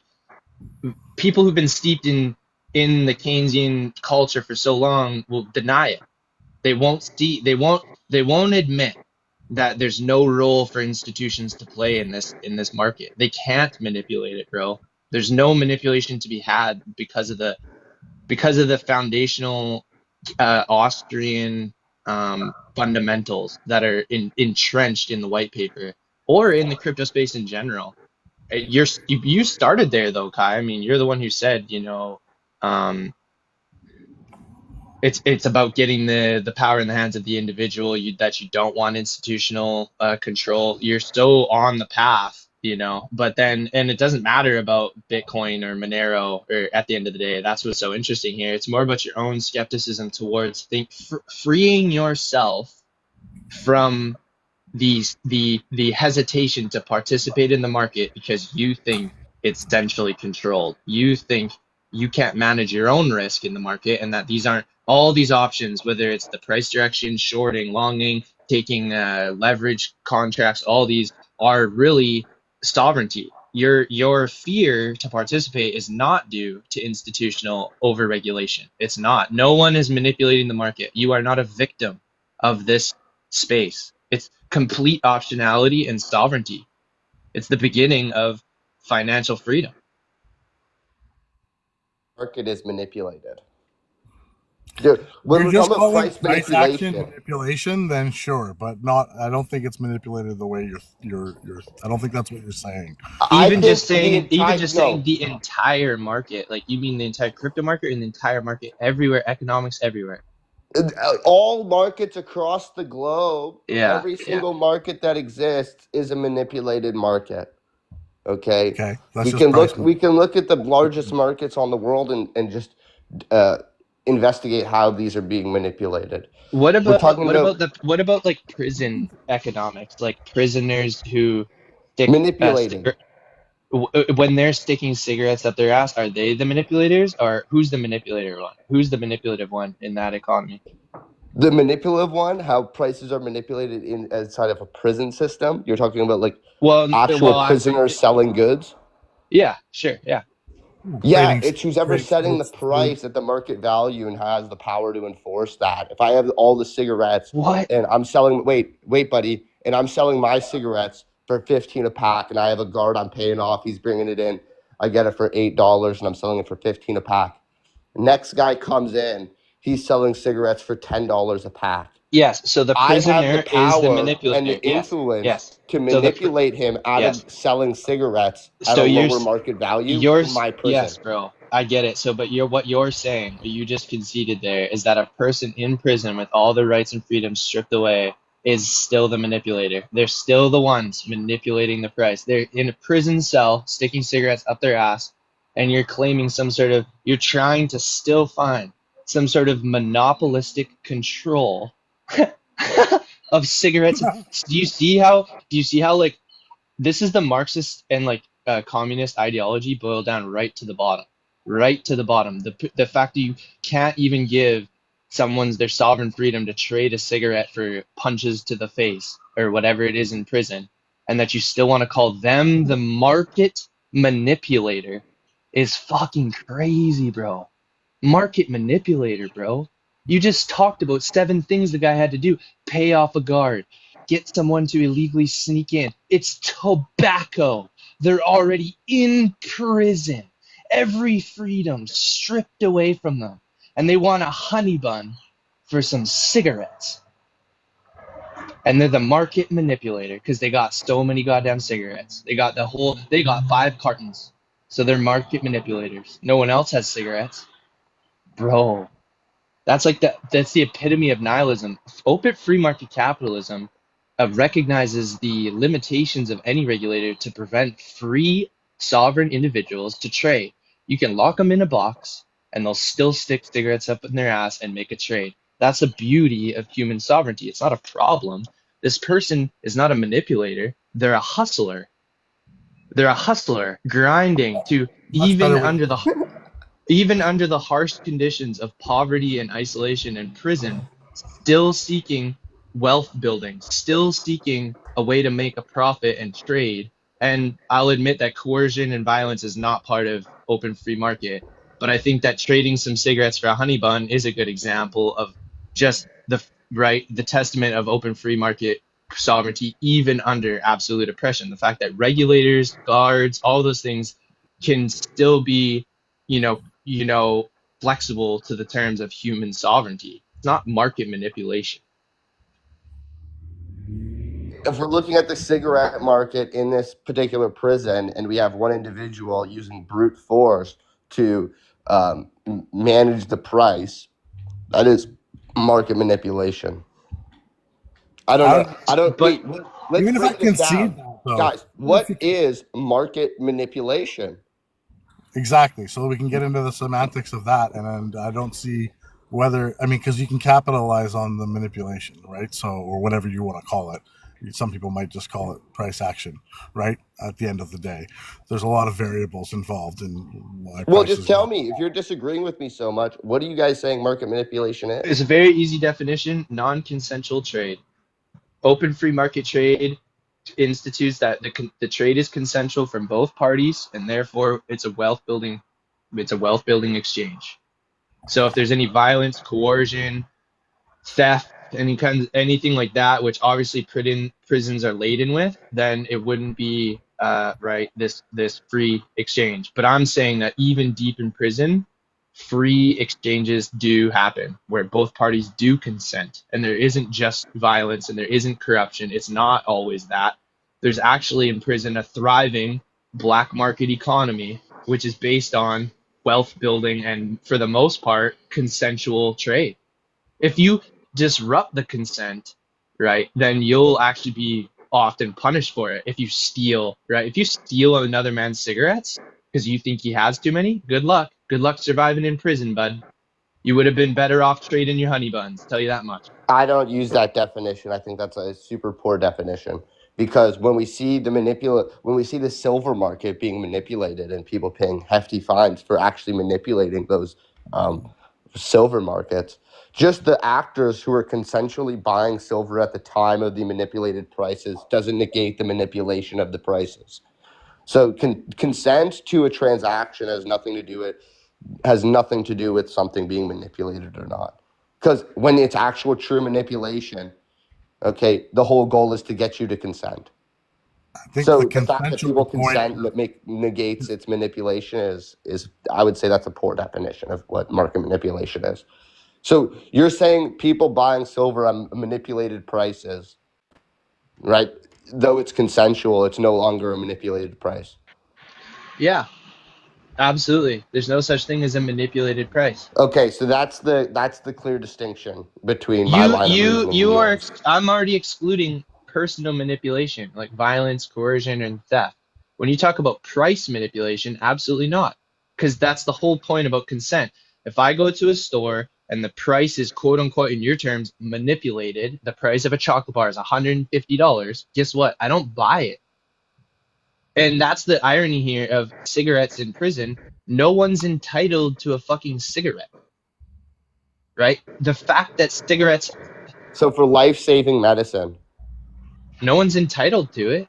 Maybe You're good. maybe when you're in prison under custody of the state, there's an argument to be made that the ethics of the state should supply life-saving medicine. But I'm saying you're not necessarily entitled to that. You're laughing as if we don't institute, the death penalty or something. Like life-saving medicine in prison? Are you serious? You think that's a priority in American prisons? Are you fucking joking? You say there is no such thing as market manipulation, which is For the ridiculous. most part, I bet the only way Which those is prisoners are getting ridiculous. life-saving, the only way those prisoners are getting life-saving medicine is through the black market, ironically. So when To my listen, point. so when I know during 9/11 that, and I have foreknowledge of this airline bank crashing into the two towers, and I know the economic impact of this airline is going to decline after we steal the airplane and crash it into this tower. And I have foreknowledge. I'm the one behind the plan. I'm the one saying, hey, I need to make money in these financial markets. You know what I'm going to do? I'm going to hire some guys to steal from You're this offering wait. examples I'm of going to violence, hire bro. these guys to That's steal an not airplane from this consensual airline trade. That's and not drive it into consensual these two trade. towers. And Bro, when you're that's taking occurring, on you're just what, trying to make that an open market free exchange of buddy, consent. How is that an no, I'm example of what talking. I'm Okay, so far? you said there's no such thing as market manipulation. I'm giving you a clear code example of someone manipulating financial markets. That's not price manipulation. That's coercion, violence, and crime. Yeah, that's I want called an market example. manipulation. No, but you wanted to provide me an example of price manipulation specifically. I already exempted any kind of violence or coercion. If you want to call that market manipulation, then every criminal is manipulating the market right now as they steal things. And that's not the type of market manipulation that you wanted to hone in on, which is price manipulation specifically. I've already excluded the fact that if it's not consensual, then it's not a freedom of exchange trade that I'm addressing. You got to steel man me. You're straw manning me.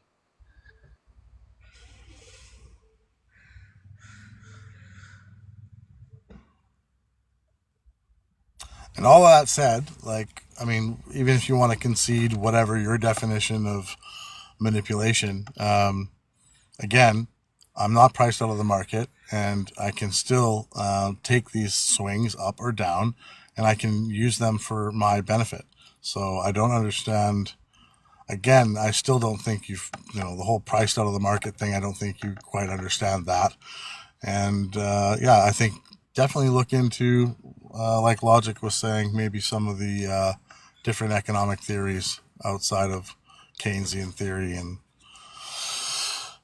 yeah, leave yourself open to, maybe a little bit more, be a little bit more humble and open to learning some of these concepts that he's trying to explain to you, because it ultimately, um, whether it's consensual or not is a big factor, right? So I don't, I mean, we can agree to disagree. It's all good. I mean, it's no problem. That's what makes this conversation fun. I agree. Your heart is obviously in the right place, Kai. I just think you haven't fully fleshed out some of the ideas, but I'm always went down to talk to you, and I hope I'm not coming across condescending, because truly you had a lot of good ideas with the Monero, and I do actually appreciate where you're coming from. I do think your heart is in the right place. I just think you're like missing the mark a little bit, but we can agree to disagree. That's totally fine. It's all good. Negated any sort. You do. What is fiat currency? You said not using force, right? Fiat currency is a currency by force. So all I of agree. that Yes. is now market manipulation under your definition. Yes, anything that's fiat is, I would agree with you, direct price specifically manipulation. Absolutely. Okay, great. Now is cryptocurrency priced in fiat? That's exactly why I said your bias is. No, you can price it in anything. You price it in gold. You choose the trading pair, buddy. You want to price it in Monero? We could pull up the chart of Bitcoin versus Monero. We can Okay. exclude fiat entirely. And then who's manipulating that market, Kai?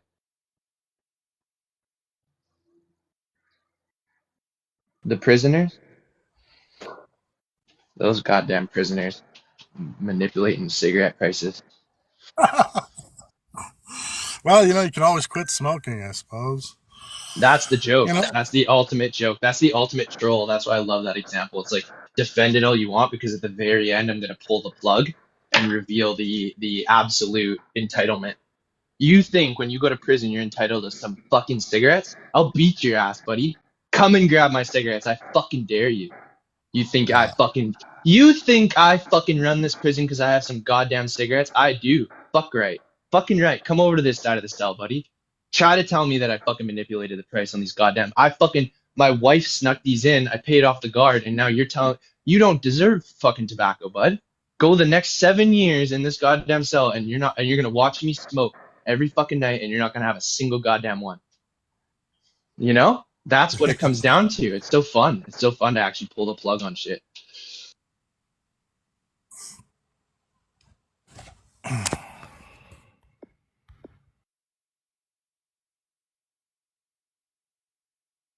It's also such an interesting metaphor, Chris, with how we talked about the prison cell conversation. How like a different attitude is that like you come in and that I'll like instantly share my cigarettes with you.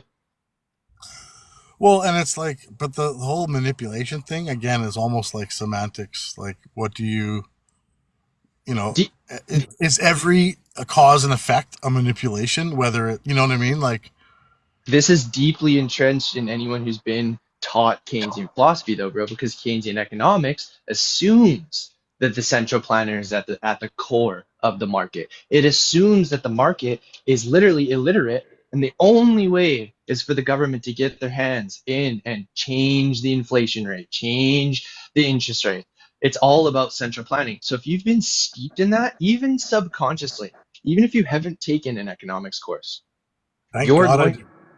bro, you're gonna think everything is a scam. You're not gonna have this faith component in the market, the good faith, the faith towards people's sovereignty, and that like I'm not getting ripped off. See, imagine, Chris, imagine every single day, every exchange throughout a person's day, they victimize themselves to it, Yeah. right? Oh, Because it's the price was manipulated, at 3 a.m, and I got to tip the guy that's bringing it to my house. right? Right. Like, The price is so manipulated. Uber, and then they go down the line. Uber takes too big of a percentage. This driver took too long. He's probably, a scam. It's all a scam.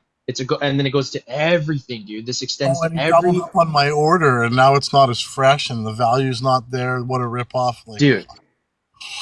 It extends to everything, bro. It's this hyper skepticism of the freedom we have.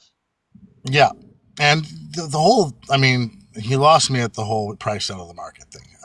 Like that, you're 100% incorrect.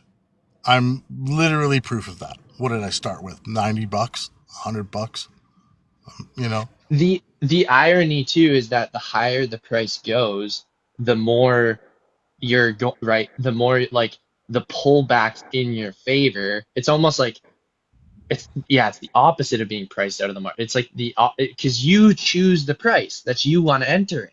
That's what Exactly. all of this. Like, what do you mean? Consent, Wow. consent to this price. Like, If it's too high and you think it's overinflated, you are a dude. Short the market because you're going to be a millionaire. Like what? Like what do you? And if you have a read on the manipulation of the market, you should be frothing. Like, oh my God, dude, you have a tell, bro. You have an edge, bro. Market's manipulated. The market's manipulated, bro. You go and short that shit or whatever, however you think it's if you are so brilliant, you can see the ways it's manipulated, bro. You're gonna be a millionaire. yeah, You're I gonna be mean, a millionaire. I just think too, like any like he's calling price manipulation just any cause and effect, like whether there's, Right. regardless of whether it's a negative intention or positive intent, like, it doesn't matter. I mean, you can't just call price action manipulation and then say manipulation's a bad thing. What are you talking about? Dude. Oh man. There's so much here. It's a great way to test our position too, hey? Like when we have someone come up skeptical, that was a perfect guess actually, because they were at least somewhat aware of the crypto space and they were young and they were so it's kind of ideal in a lot of ways. Like that pushback's so good, hey? That was a really, really good little conversation there. It just makes me feel better about my position, to be honest, so thank you. Totally. Yeah, you learn where and you saw also notice how And I'm just happy I'm not stuck in that mindset, like, I was as gonna well. say, notice how the method is the key. Yep. The method of our approach within maybe 5 minutes, you could tell the methodological positions. You didn't hear any of the content yet. Maybe he didn't even save Monero yet, but the way I was positioned was a lot more humble, more open-minded, willing to take any criticism. And his approach was obviously dogmatic. Monero's the best. Bitcoin's shitty. It's like so Even much of it's shutting methodological. down wallets, like that's again, so exchange versus whatever, like that. I don't, I don't know. Like his whole the private versus public. Like I'd rather public. I'd rather have the blockchain as it is. I like that feature of it. I don't want this private shady. Transparent. It's Yes, I still like it. anonymous. It's still anonymous. You don't have to publicly display, like he said, KYC. That's only on exchanges. If you self-custody, yeah, your wallet address is public, but you aren't. It's not like you're getting doxxed every time you fucking make a Bitcoin exchange. Yeah. So yeah. So there's three sort of simple counterpoints that I think ended those arguments really quickly. But and yeah, and as far as the whole being disrespectful thing, if I have to explain to you how you're being disrespectful, then well, that kind of proves my point. I'm not going to explain to you. That's the whole point, I guess. Well, it's not the whole point, but it's a side point that you don't even know how you're being, rude. Just come in here and have a good faith conversation. Be respectful. If you don't understand what I'm asking there, well, that's a you problem. The skepticism of power really makes one impatient. Like I can empathize with the message that things are manipulated and the market is controlled by government entities, etc. And it's funny how you and I have been led to this space because of conspiratorial, in some ways, conspiratorial thinking and being like isolated because of our open-mindedness to that kind of thinking. Yet this space ultimately becomes The house example. The house example was strange to me. very And you're strange. not gonna. You're not gonna. You're cutting out. For some reason, I can't hear you, Chris.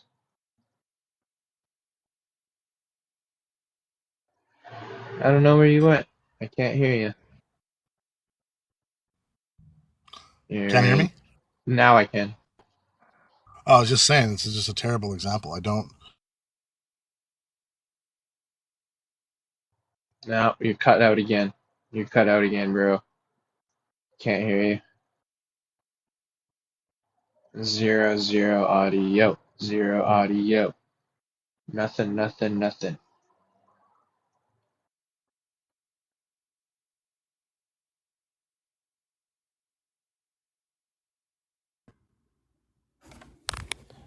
Oh, weird. There you go. Oh, it's just, yeah, I guess, I don't know. Connection or something. That was weird. Okay, Headphones, yeah. No, just range, I guess, for. Anyways. But yeah, house. the house thing. Like, I don't. Obviously, you need, if you're purchasing a house and planning to live in it, you need to buy the whole thing. I can't buy half a car. I can't buy half a. Fuck, you're cut out again. That's so annoying. Can't hear you. You're cut out again. Motherfucker. Fuck this house example. uh, you're teacupped, but that's all good. I don't know if you can still hear me, but I'm gonna talk about the house example. Oh, there you Yeah. go. Now, I'm not well, sure you can what's. make your point. You go ahead, bro. It was a very short point, and I don't know why this. I don't know what. But I can't buy a quarter of a house. I can't buy, uh, half a chocolate bar unless someone else You, buys it first and you, wants to share it I'm with me. so tempted to cut you off because you know what is trippy about that is that you can, right? Like Right, but no you're one's right. planning to But live that in makes it. our point. That makes our point more is that like in fact, there's no such thing as house equals one because every house is different. Some people live in a tent. Some people live like there are different standards of houses. There's no such Sure, just like but Bitcoin. but Yeah, assuming it's the same standard of house, like I'm going to buy a 3-bedroom home to live in and have a right. family in. That's so. Yes, of course, you could have different, as I know all too well, different forms of housing. So, yeah. But as far as his specific point, priced out of the market and having to buy a whole Bitcoin, obviously you don't need to do that.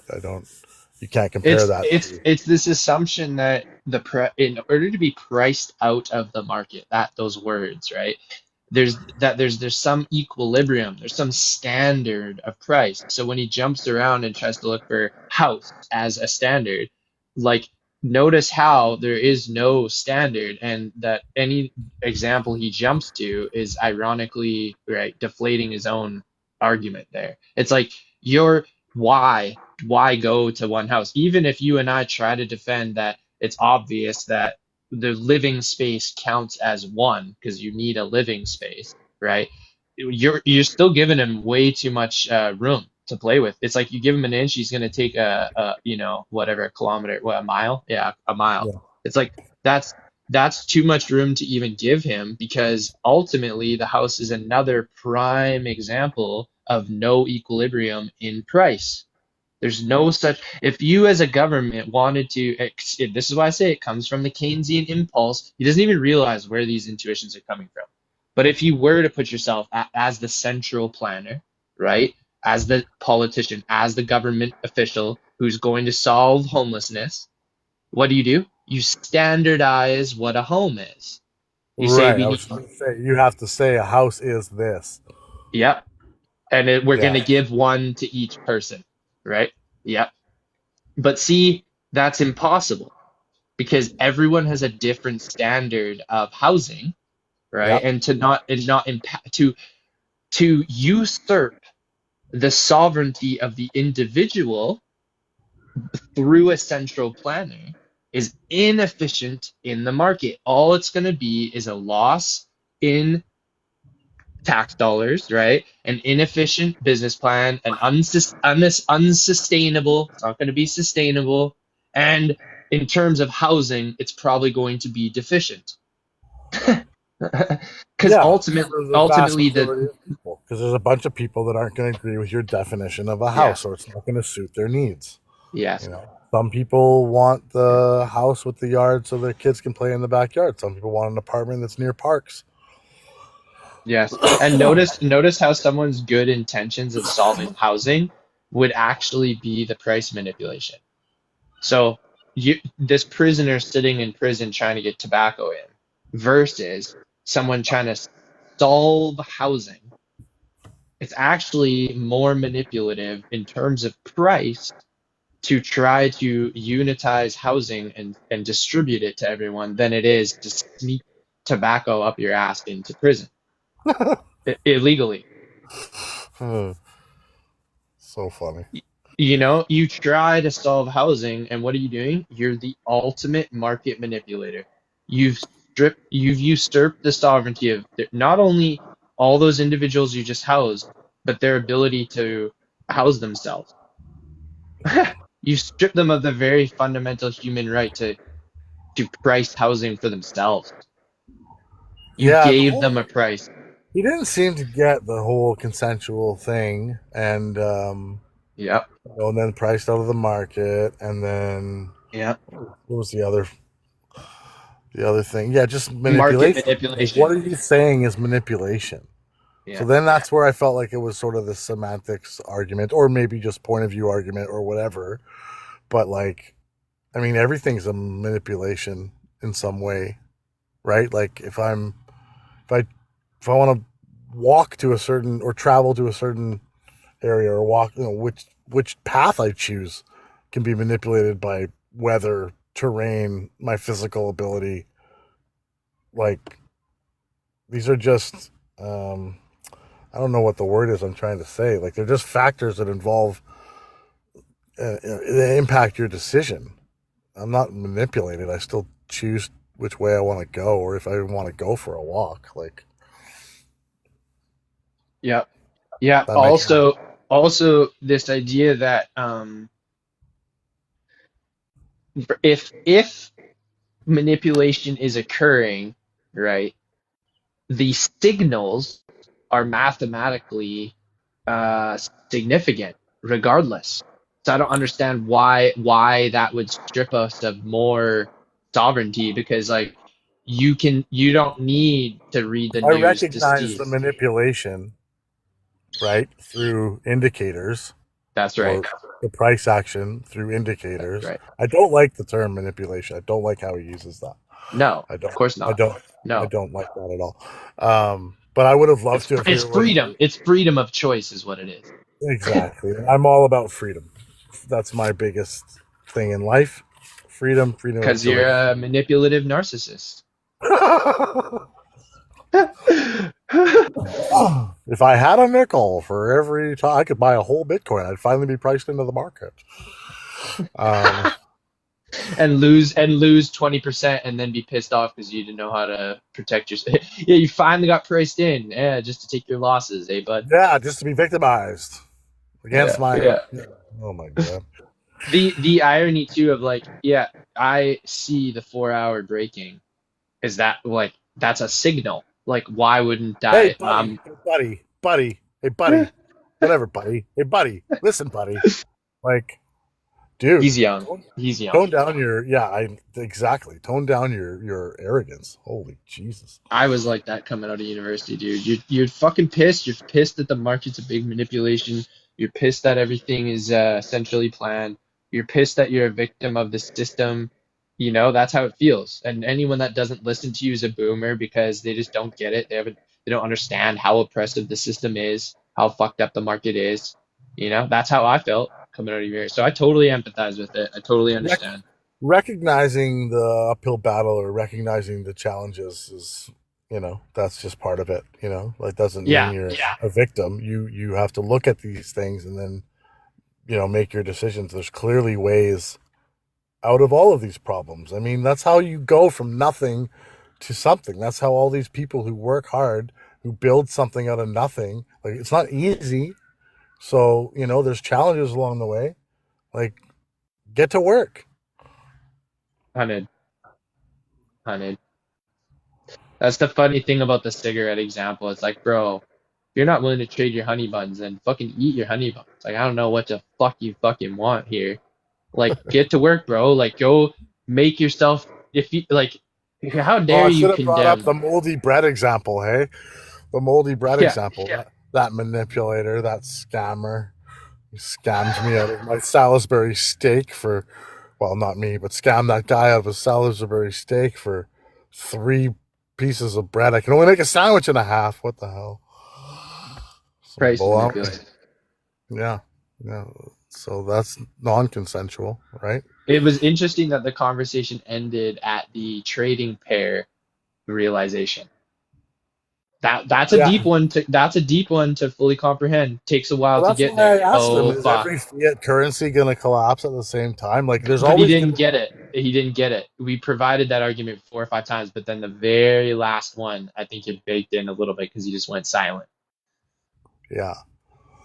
Well, that's good. That's kind of the goal of this space, not just to Yeah. introduce willing people, but to open the minds of the unwilling.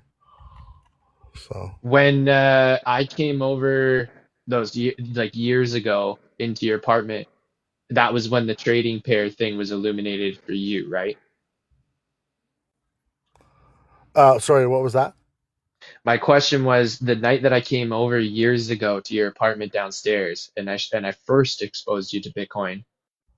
Yeah, when you That was the, first said, "What's the value?" Well, what value in what? Bananas? so you had never Trees? thought of that before, really, right? Not really, but again, I wasn't. I was so financially ignorant. Yeah, I wasn't. I mean, the only pairs I ever probably considered was Canadian dollars to American dollars. Right. Yeah, like we all are aware of that. So there you go. It's like a dissonance thing. We know the trading pairs there. We all kind of see it and aware of it, but we're not really aware of our own bias in terms of that. And that's the revealing part of this market manipulation thing. It's like, no kidding, you think the market's manipulated. All you're measuring is in terms of fiat currency. Of course it's fucking one big manipulative game. Yeah, You're right. But you don't have to use that as your trading pair. If you want right. to use Monero versus Bitcoin, fucking do it. Monero versus gold, fucking do it. Yeah, Do whatever fucking chart you want to chart. Like no one like so the moment you're like, "Oh, that's a big moment." The trading pair thing is almost one of the biggest moments because it's like, "Oh fuck, it is my fault at the end." yeah, yeah, yeah. Ah. Oh, this was a good one. Yeah, that was good. That was good. Holy cow. That's a Mm. hard one to swallow. That one's a hard one to swallow. Well, I mean, if you've been, if you have that mentality, it is. I accepted it right away. Like, as soon as you introduced it to me, I hadn't thought about it on my own. But when you introduced it to me, I wasn't like, "You're fucking crazy. That's dumb." Right? No, no, and you could tell he couldn't quite say that either. He was backed into a corner too. He realized, yeah, you Right. can chart But like, Bitcoin versus the Monero, inability bro. to accept, to me, what seems like such a simple concept is concerning. Yeah. Well, it takes a minute. Well, it's easy to admit again, the trading pair thing kind of, but then like the fact that you value everything in terms of dollars, that one's really hard. Even now, I do struggle with that. Like I still look at the USDT Bitcoin chart. Well, I mean, we do until, I guess, until maybe, because we still have to live in that fiat world to some extent, Eh, right? So, yeah, I mean, I'd question the I don't think whales are living in that world, right. But you I mean, know? I'm just talking about like maybe your average transaction where there's no other option except to use like Canadian dollars to purchase something. Like if you go to the Of course. store, there's no, Of course. but I mean, I guess, well, I guess no. I mean, you got your crypto cards. So, if they take a But like credit card. anytime you go to the store and you feel that gut feeling of like a good deal versus the gut feeling of getting ripped off, you're talking about the Fat Tony component of the Nassim Taleb shit that is like a value pricing thing that isn't in turn. It goes right back to the consent and this market manipulation assumption. Right. It's like Because you're the you one have in to have, power. yeah. Yes. Yes. Yeah. Okay. Yeah, exactly. That's basically what I was going to circle around to. It's still It's ultimately your choice. yeah, it's your choice, and not only your choice, but you can look at it in terms of a win. If you resist the purchase, like you're the one who is financially literate. Like to victimize yourself to that choice is to victimize yourself to your own sovereignty of being able to withstand the need to smoke a cigarette or et cetera, et cetera. You don't need to make this purchase, right? And that's the whole point here is that like you're victimizing yourself to that, like then pay the price. I don't get it. Oh, you Yeah. need heroin in prison so bad because you don't want to go through withdrawals. You're gonna be everyone's bitch. Like, are you stupid? Are you fucking stupid? Live that life then. Live that fucking life then. See where it takes you. Like, it's way better to fucking go to the hole and sober up than it is to live the life of a junkie in prison. You're gonna be I couldn't imagine because like I know on the streets of Vancouver, bro, if you're a junkie, you're everyone's bitch. So imagine what it'd be in prison, bro. Yeah. Because you're just at the feet, you're at the whims of these criminals that don't give a fuck about you, bro. And you'll do Yeah. anything for the next shit, bro. Oh my God, it's so dark, bro. Yeah. I know that is. Yeah. Yeah. It is. Yeah. That's something I don't. I mean, I've certainly thought about and understand, but yeah, when you really start to think about some of the things people do, Well, ugh. you're literally like I had a friend go through this a bit, not a bit, like fully fledged on Hastings for multiple months. Police reports of him missing, parents looking for him, young BMX kid, and we found him on the street. And he's like a full-on athlete, 6'3", ripped, can freaking double bar spin down like a 30, like a 15 set of stairs. So when he go, bro, he's like the LeBron James of the block. Like when he goes there to the block and talks to a drug dealer about getting, a hard substance, bro, Yeah. they look at him like he is going to be their full-time working horse.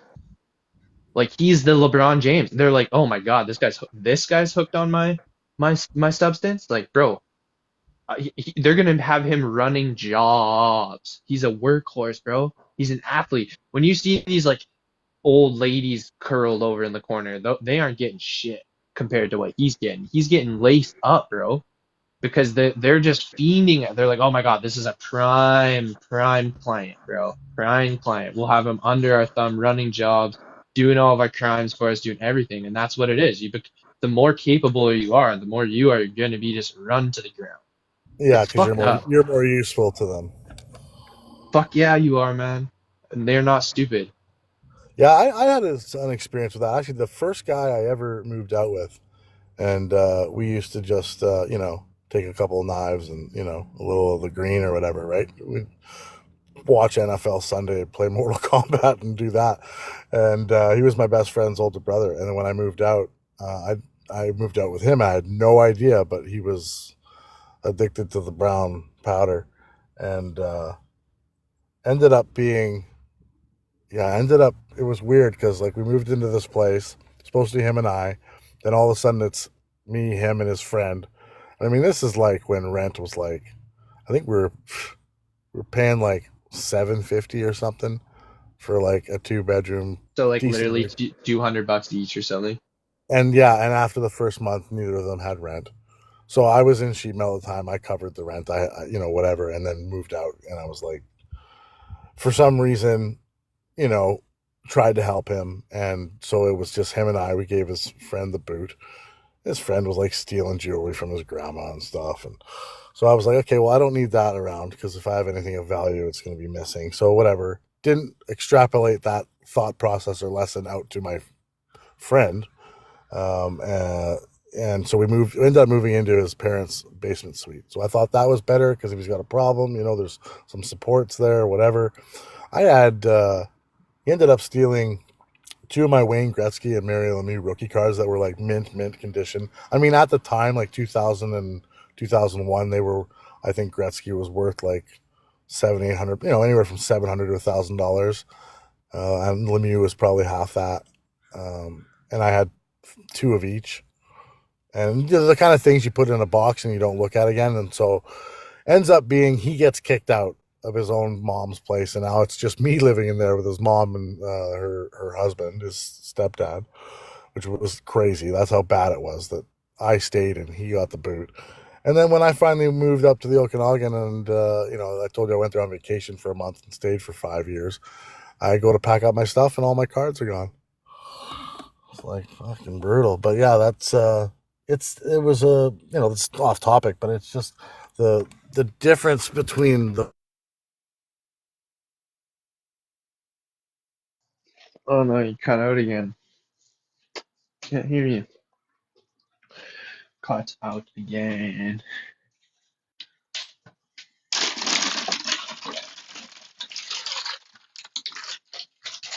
Still alive, to be honest. There you go. You're back. Oh, really? Again? What is going on here? Yeah, you cut out again. Sorry. Well, I was just. That's I don't okay. even know. What was the last part that I left off at? Trying to connect the Basically. two. Well, I mean, basically, this guy just ended up stealing a bunch of stuff from me. But we Yeah. moved into his mom's basement suite, and he got kicked out. And when I moved up to the Okanagan, he'd stolen all my my rookie cards, Gretzky, Lemieux, worth a few $1,000s at the time. Probably worth, I don't know, 5-10 times that now. But it's the difference between the person he was, and drugs are so ugly. It's not the person I knew. But that's another topic that I don't really want to think about or discuss at this time. I don't know why it's not showing me when my connections. Like, I've got strong signal. Can here. you still hear me when you cut out? No, and I don't. There's no. So I'm just rambling into the abyss. Yeah, because as soon as you cut out, I'm saying you're cut out. But if you can't hear me, that sucks. Yeah, no, it's a connection. How long have we been going here? Do you want to end it?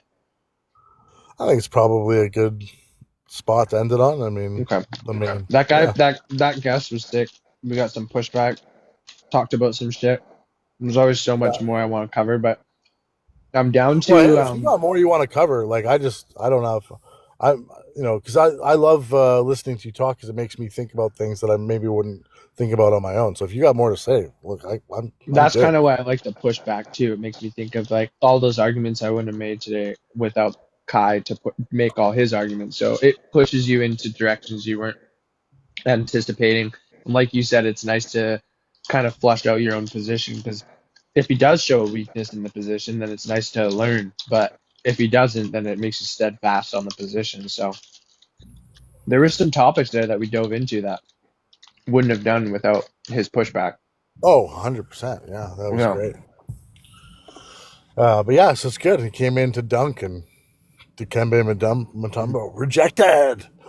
It's also fun to see where like the skepticism comes from, because like you and I would never. It's the thought process too. It's very interesting to me. Like to just not understand a simple concept because you're so jaded, like you're so just victimizing yourself in that space. Like you can't even see the forest through the trees. Like it's blind. It's a bit of a blind side for us, because like we would never try to make the argument of the pricing out of the market thing. So you kind of like listen to his argument, and then there's some red flags, and then all of a sudden it's like priced out of the market, and you got to hone in on it to be like, it's like, wait, what? Like, because I wouldn't use that argument. I wouldn't say that. And it's interesting to see how that kind of flushes itself. Not even an argument. Like I'm literally in the market. So like the discussion's over. Like there's no priced out of the market. What are you talking about? Like if you short that, like I don't understand how that too. It's like if you could at any point short the market, that's you selling. I don't understand. Huh? Yeah, very interesting. I would have loved to have gotten his take on the speculation about that Russian economist. He's like the top economic advisor to Putin, and the speculation about rolling the United States debt. Talk about manipulation. Rolling the United States debt into stablecoin, devaluing the stablecoin to get rid of the debt. He would have loved that.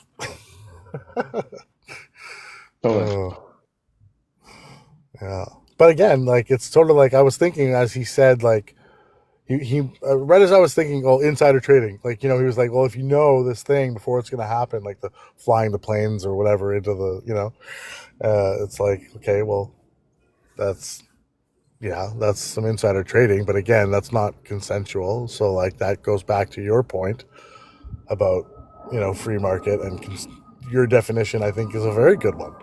I don't think it's a bad definition. It's bad for his ideology, but it's not. That doesn't mean it's bad. I got a lot of it from Charlie Kirk, actually. This idea that what wealth building is. It's an Austrian economics idea, but Charlie Kirk fleshed it out really well.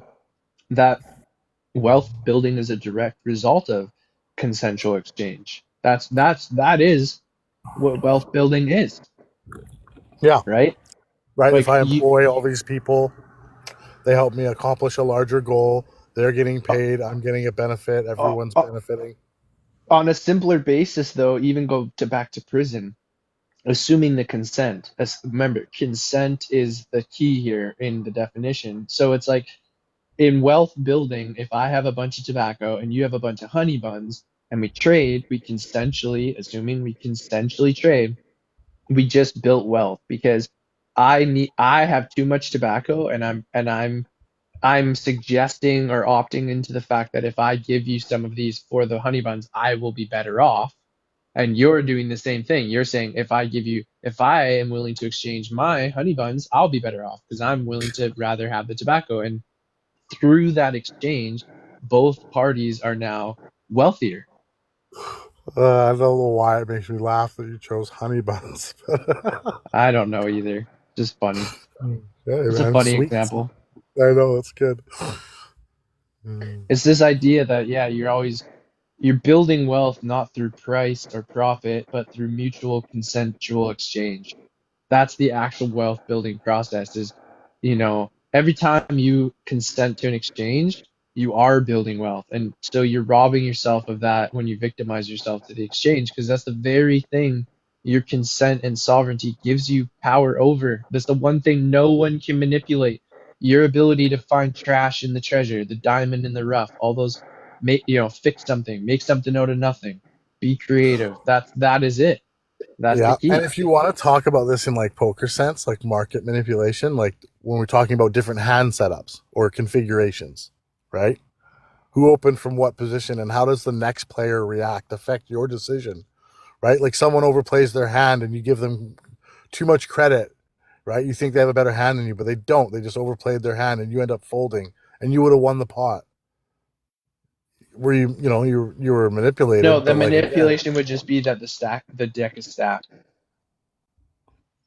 No, I know, but it's all the way down to that level of skepticism. That's just a cause and effect, right? It's just all I'm saying is it's a scenario that presents itself, and in his terms, he's including everything as a manipulation. So every action, obviously, there's a cause and effect, right? So, but he's where you're saying what the specific manipulation is, like to stack the deck.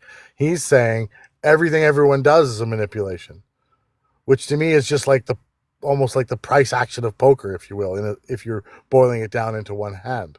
Like there's different scenarios that can come up in different setups that might manipulate or affect your decision. You know what I'm saying? He wanted to drill home the point. He didn't quite want to say that.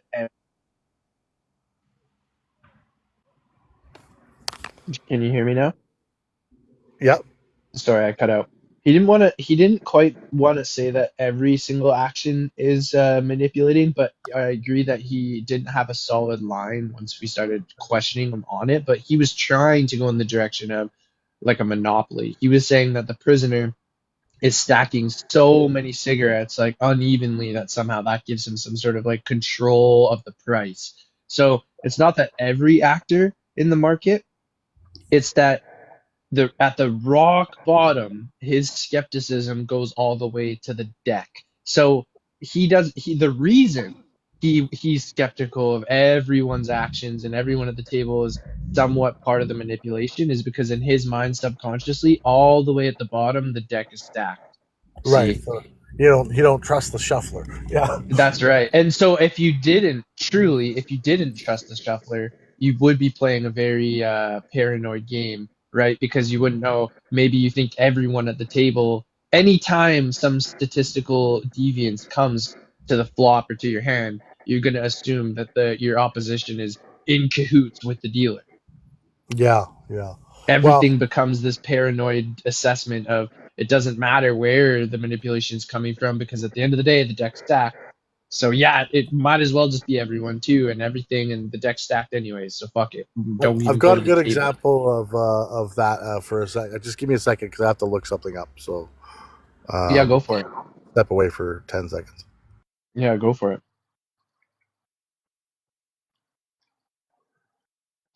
It's interesting to think about how like yeah, the deck is sometimes stacked too. Like that's where it isn't wrong to be skeptical of some markets, and some markets are more manipulated than others. Like that's Yeah, totally a like your fair. home game or versus a casino for sure. Fuck yeah, So yeah, the you don't movie. want to be stupid to that. Yeah, exactly. Have you seen the movie Rounders? It rings a bell. What's it about? The poker movie. It's got Matt Damon and Nope, I don't think so. Nope, the guy from Rounders. American History X. What's the guy from Norton? Mm-hmm. The guy from American History X. I'm sure you've seen that movie. I know him, but I don't think I know this movie. Edward Norton. But anyways, Edward Norton plays like he was in prison, ironically enough, and literally just beats everybody out of their cigarettes, which is hilarious. And and he does it because he's a card fixer. Like he can deal from the bottom of the deck without anyone seeing. He can shuffle the deck in a way that looks like he's shuffling, but he's really not. And it's scary to see how good people are with that. Like you go check that out on some YouTube videos where guys can just, it totally looks like they're shuffling the deck and they'll just they'll deal out all four aces every time. And, and they call it, anyways, there's a scene in Rounders where he's dealing to Matt Damon, his friend, and Matt Damon's trying to beat the game legitimately. And he's a very good poker player, legit. And whereas his friend, his character, his name's Mouse, I think, and he he doesn't play like that. He wants to play, like, he will play in legit games, but he wants to fix the deck. He wants to deal. So he starts dealing his friend good hands, and Matt Damon's folding them because he's like, this is too obvious. Like, I'm gonna beat it on my own. And eventually he gets caught.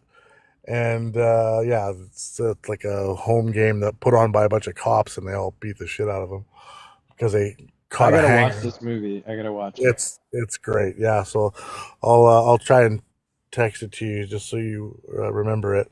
But yeah, Rounders, great movie, and it's got John Malkovich in it. He plays this Russian sort of gangster guy who's like the end boss of home poker games. And so it's really cool. And then the other movie that you need to watch is The Usual Suspects. So Yep, yep. Talked about that one. I do. Definitely yeah. down. That's the stock. I The still stock haven't managed to trading get a one. movie in. I've tried to. I managed to watch a little of that hockey game, and I watched. There was a Friday Night Lights kind of thing going on here at Centennial. They had a football game, like a high school football game. Great game. They were down 13-2, came back to win 22-20. And like they have speaker systems out. Someone 2 years ago, a single donor donated $100,000, so they got this unbelievable scoreboard. They've got like really awesome like AstroTurf, but it's like artificial grass, but it's not just like that shit that's like over top of pavement. Really, really good. So like less injuries and stuff. And it was man, the whole, like, it seemed like the whole high school and the community was out here, man. They had food trucks lined up. They had a street blocked off, an amazing sound That's system. so sick. They had an announcer. It was awesome, dude. It was really cool. So I did that a little bit after the hockey game, but still haven't gotten a movie in because every time I get into like my devices, I'm just like research Crypto. Bitcoin or Me too. videos, and I just can't. It's like I think I have to get to a point where I'm so mentally exhausted, and I haven't reached that Oh, yet. well, I'm 6 years deep and I'm still not there. If anything, I'm just feeling Yeah, gassed up. exactly. Oh, good. It's just so hard to like, uh, you know, just leisure time, like We should make a like these. Bitcoin movie. We should make a DIY Bitcoin movie. Be That'd be fucking cool. popping. Unrealistic.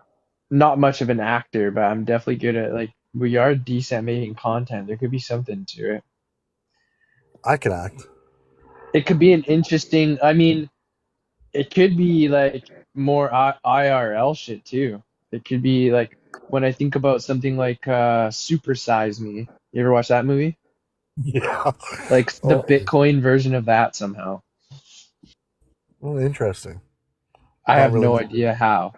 It's Not like making. you go and test fiat until you die. Oh right. Okay, I see. Like I don't know. I like don't an know. experiment, like where you're going. Okay, yeah. Okay, I got you. I was I like, don't even okay, know what it would look like, but it would be cool. dude, you need to make notes on this. Make some notes. Brainstorm. Put them Like down.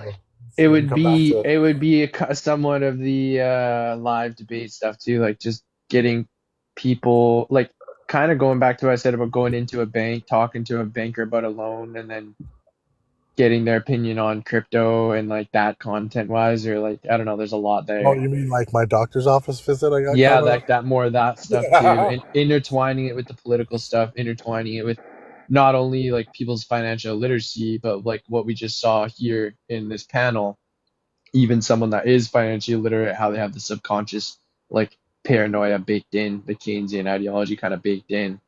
Remember It's that thing I everywhere. talked about, the Timmy's thing that I want to do? I need to look into the Yeah. legalities of like because I would love to like go into a one of those places and just take like sticky QR codes and be like, scan here for a free donut or whatever, and just stick them on all the tables. But I don't need it coming back to me and then them, suing me for something. But maybe if I do it off property, then maybe there's no, you know what I mean? Like I need to look into the legalities of that because that would be Yeah, hilarious, right?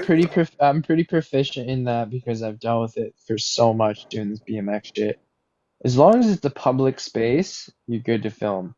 As soon as you open the door, go inside the property, cross a line, hop a fence, go on a roof, anything like that. Oh no, Talk. I know that. I know like whatever your eyes can see from public, you can film. I understand that. I've Yeah, watched enough of these audits, that people do, and I've dug into that a little bit. But I mean, like specifically the QR code, like no filming, just like yeah. I've Well, got a but that would QR. lead to the QR code is supposed to lead to a link of a bunch of clips, right?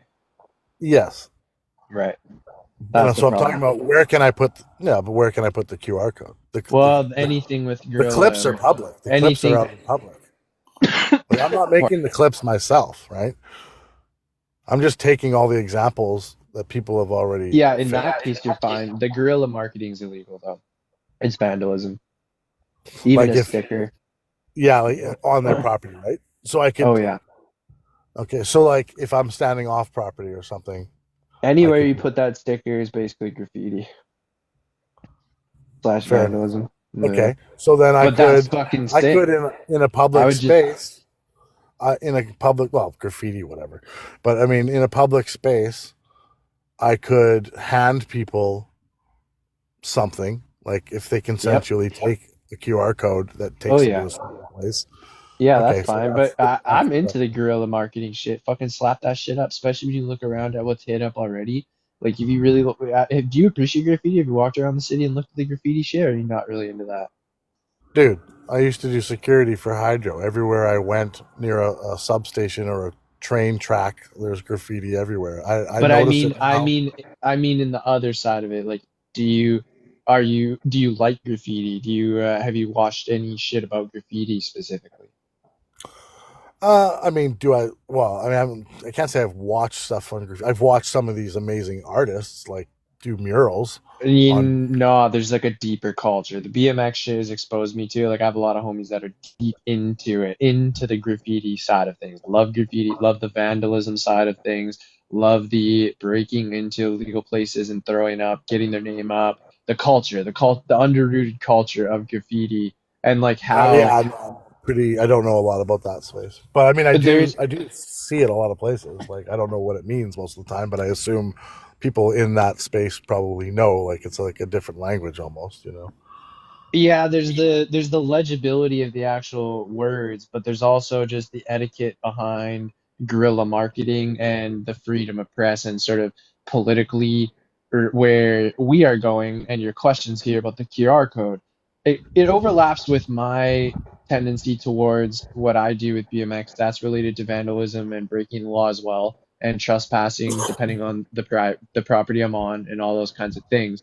And so I'm saying what I would do to make this the short answer is fucking do it. Put the QR code in places that have already been hit up. Don't put it in a spot that's gonna be obviously make you like you're kind of going down the You want to graffiti put it road where here. there's other dents in the door. Fuck yeah. Don't Fuck make a yeah. brand new dent in the door. And if you do make a brand new dent, make it a testament to your again, it's a testament. It's like it's a free will thing. It's not a don't victimize yourself to it. Basically make a statement about it. That's the graffiti thing. If you're gonna do it, Yeah, fucking do it, yeah, right? yeah. Put the QR code as a statement where you want to fucking put it. If they sue you, they sue you because you knew. You were like, that's where I wanted to fucking put it, bitch. You're not gonna find me. But if you're scared about that shit, then play around with some toy shit. Throw it up on all. That's where you see all the like little scribbles. Those are the little tags. Like when you Yeah, see people just tagging up the little shit, that's that. It's them practicing. They're not. It's why that shit's annoying. It doesn't look good and it fucks up like whatever. But that is them playing around with what you're gonna get at. Just throw it up on shit. Just throw it up on little places. Like that's what I would do. right. And any of these restaurants and shit like are already have that shit going. And it's funny how it's similar to the posture you're bringing with the QR code. Some of those graffiti things will be like fuck this Tim Hortons, what has happened to Tim, like the graffiti will be directly related. That's what I'm saying about making your statement. It's like not always is it some kids throw up on the Tim Hortons place. If you find a spot that literally someone's made the same statement as you, that might be the Right. spot for the QR code. Gotcha. Yeah, Gotcha. there's a Yeah. lot here, man. Graffiti documentaries are very interesting. Most commonly because academia of a graphic designer is usually what gets involved in the late night graffiti. You have this juxtaposition of personalities where people go to school for graphic design, they become laden with rules and sanitation for how they are allowed to design things for corporate logos and that kind of thing, but Right. underground they still have their youthful expression of guerrilla art really. So it's this those that really is the big community of taggers. They're often kids that went to school, got a graphic design education, work. Some of them are really wealthy, work for some big business, and then at night they go and actually express themselves how they want to be fucking heard, not on a That's post. cool. It's pretty Do you pretty know interesting. the right underneath the SkyTrain near Main Street? There's that little skate park there, and there's a little substation right beside it. Yeah, Plaza. I guess. Plaza. That's my favorite. That's my home, bro. I'm there every day. Every time I was there, I would look for you because I used to be so that substation that's like 100 yards away or whatever. Like it's Science right. World. So you know where it is, right? Like towards Main Street. Science World. Yeah. So Across from Science if World. you're, yeah, like north of Science World. Yeah. So to the east of the skate park, there's a Yeah. BC Hydro substation, outdoor substation. There's an indoor. Oh, is that big? It looks like an electrical thing. Yes, it That is an is what it is. electrical thing, Yeah. Okay. Yeah. Yeah. producing electricity for that area. It's like half a block all fenced off with electrical Yeah, and it's got infrastructure. graffiti all over it. And we The would have, fence, the fencing. yeah, the green. Well, Yep. it has those green slats in it, Yep. and yeah. So every week we had to do was called a graffiti report. So every week we had to go down there, take a picture of every single thing of graffiti. And I mean, you didn't have to differentiate between what was new and old. It was just a weekly thing. And man, it was such a pain in the ass. Because it was just for insurance, right? So they can document, I guess, the graffiti and cover some of the costs of cleanup. Because otherwise, like, why are we doing it? Like, hey, look at the graffiti. But anytime we went to a substation, if there was graffiti, we had to document it, and it was just like, I mean, I rarely did. It's like it's just I'm gonna sit here for an hour writing a report on some tag. Like, what do you do?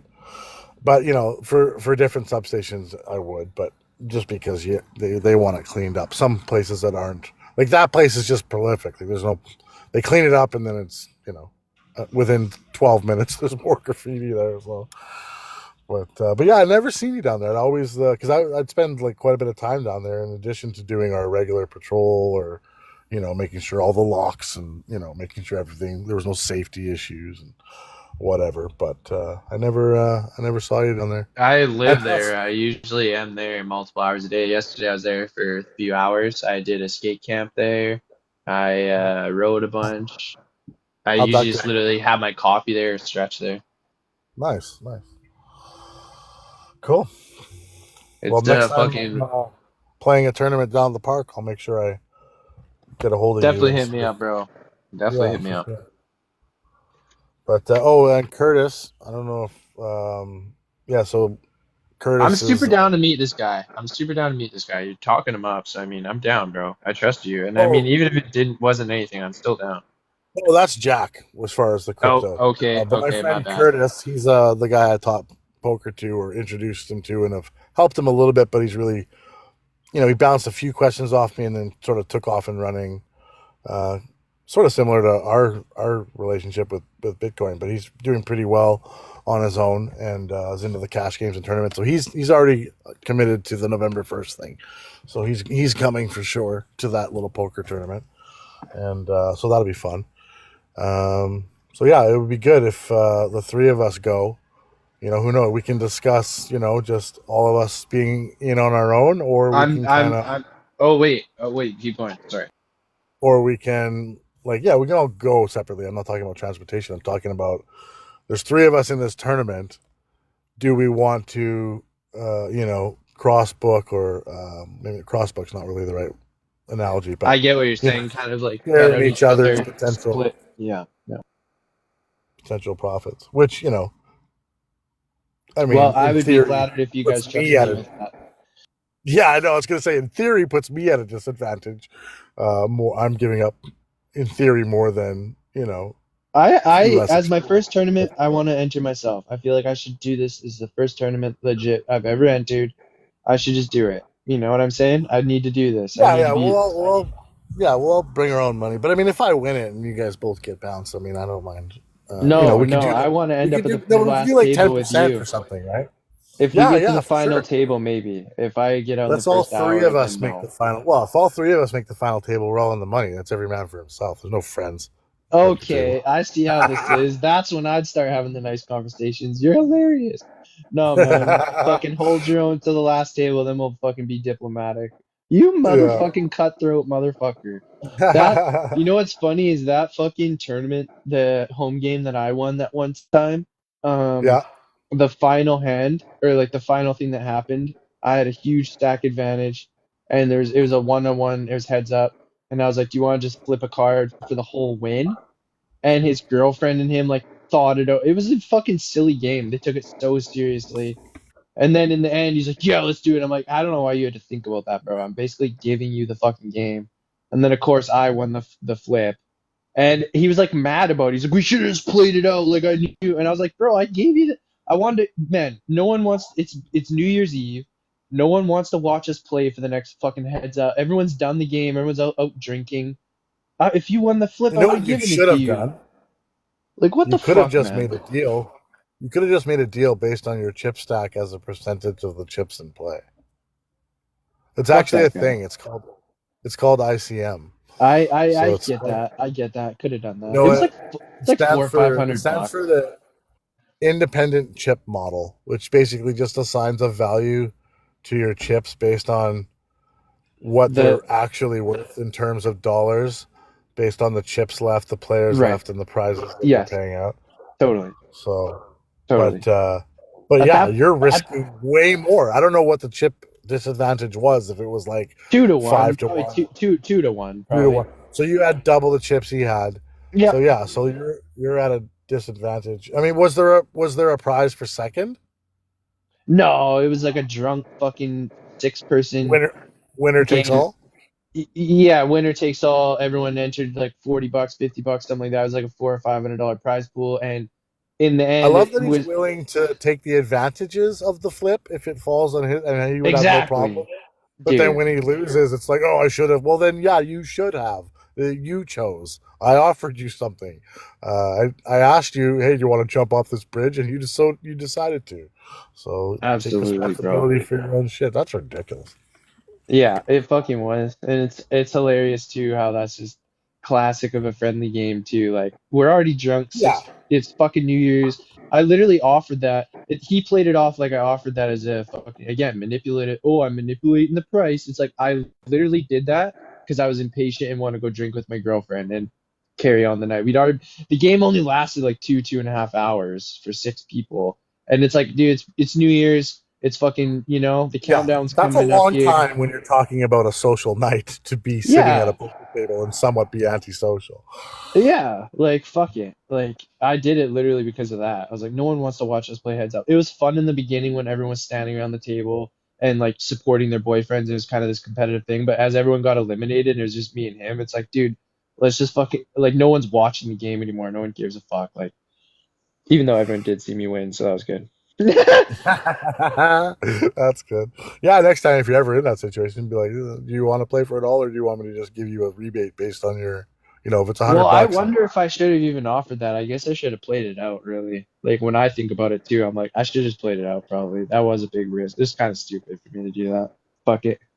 Whatever. I mean, it depends on what you have invested. If you're prepared to lose the money because you're willing to gamble anyway, and there's no guarantee you're going to get any money when you start. So if you're I still was running prepared to, so hot. I had so much faith in the cards. I was running hot. I was like, I'm yeah, fucking. There's no I way this got kid's drawing more than me right now. I got faith in the coin flip too. Yeah, exactly. That's funny. But yeah, bro, if we made final table, that would be so fucking fun. Oh my God, it would be so fun. Fuck. Oh, that would be, yeah. So let's do that then. Put that out into the universe. Hell yeah. Hell yeah. I've had trouble, like, how you talk about the secret and manifesting and just, thinking positive, whatever you want to call it, and just being fearful that sometimes my own trepidation or whatever negative thoughts that pop into my mind, like worrying about whether I'm manifesting those. Like now that I'm the last 6, 7 months been doing my thing here, I feel much better about this unseen force that's like like me bringing bad luck or something on myself. I feel like, and even though this is totally irrational, I think I feel like just the fact that I'm making so many more better decisions for myself, that it opens myself up to believing in more positive outcomes, meaning like, oh, what are the odds of me winning this tournament? Oh, I'll probably get busted out, whatever. And then I feel like, oh, is that negative thought going to influence anything? And trying to not have negative thoughts. As I make more better decisions, I find it's easier to have more positive imaginations of outcomes, if that makes any sense Dude, it makes whatsoever. total sense. It's resilience. That's Yeah. what it is. It's you start to see the win regardless. You start to see the losses as somewhat of a win. You start to be able to tolerate the pain of the losses. I think That's it's a good way to resilience put more it. than anything. Yeah. You become optimistic regardless. You're Right. you become I used to joke about dismisses. pessimism as You go being ahead. either mad but correct, or pleasantly surprised. So I was like, this is a good thing being pessimistic, because I'm either right about things sucking, or I'm pleasantly surprised because I was wrong. It's like, Okay, interesting. Low expectations. yeah, right. Yeah. Yeah, what do they call that? The subtle racism of low expectations or something. Sometimes they apply that to I setting a low don't. bar. I do know what you're talking about. With racism. Yes. Like Democrats saying requiring ID to vote is somehow racist. It's Yeah. racist that you think this group can't get ID. like, you know, so stuff like that. Still blows my mind that people are on the side of no, you shouldn't need ID to vote in the United States. Like, what are you talking about? Yeah. Well, fuck. Yeah. Anyways, I move off of that. But, am steadfast. I don't think I'll ever fucking vote. I'm actually pretty stoked. I feel like voting's like the fucking vax. Like I'm stoked that I've never. My fundamentals just bring me right back to like I don't want even fucking participate in that shit. yeah, well, I mean, the reason I do is because I believe in the idea that if we can change out some people, there's clearly some different economic policy. I think that can make the environment better, even though I don't believe any longer that I need this optimal environment to succeed. But I still am not against improving the environment. Yeah, you know what? I will totally concede that if I were ever persuaded by a politician in Canada, I would vote for them. So I'm Right. open to voting. I'm totally open to voting.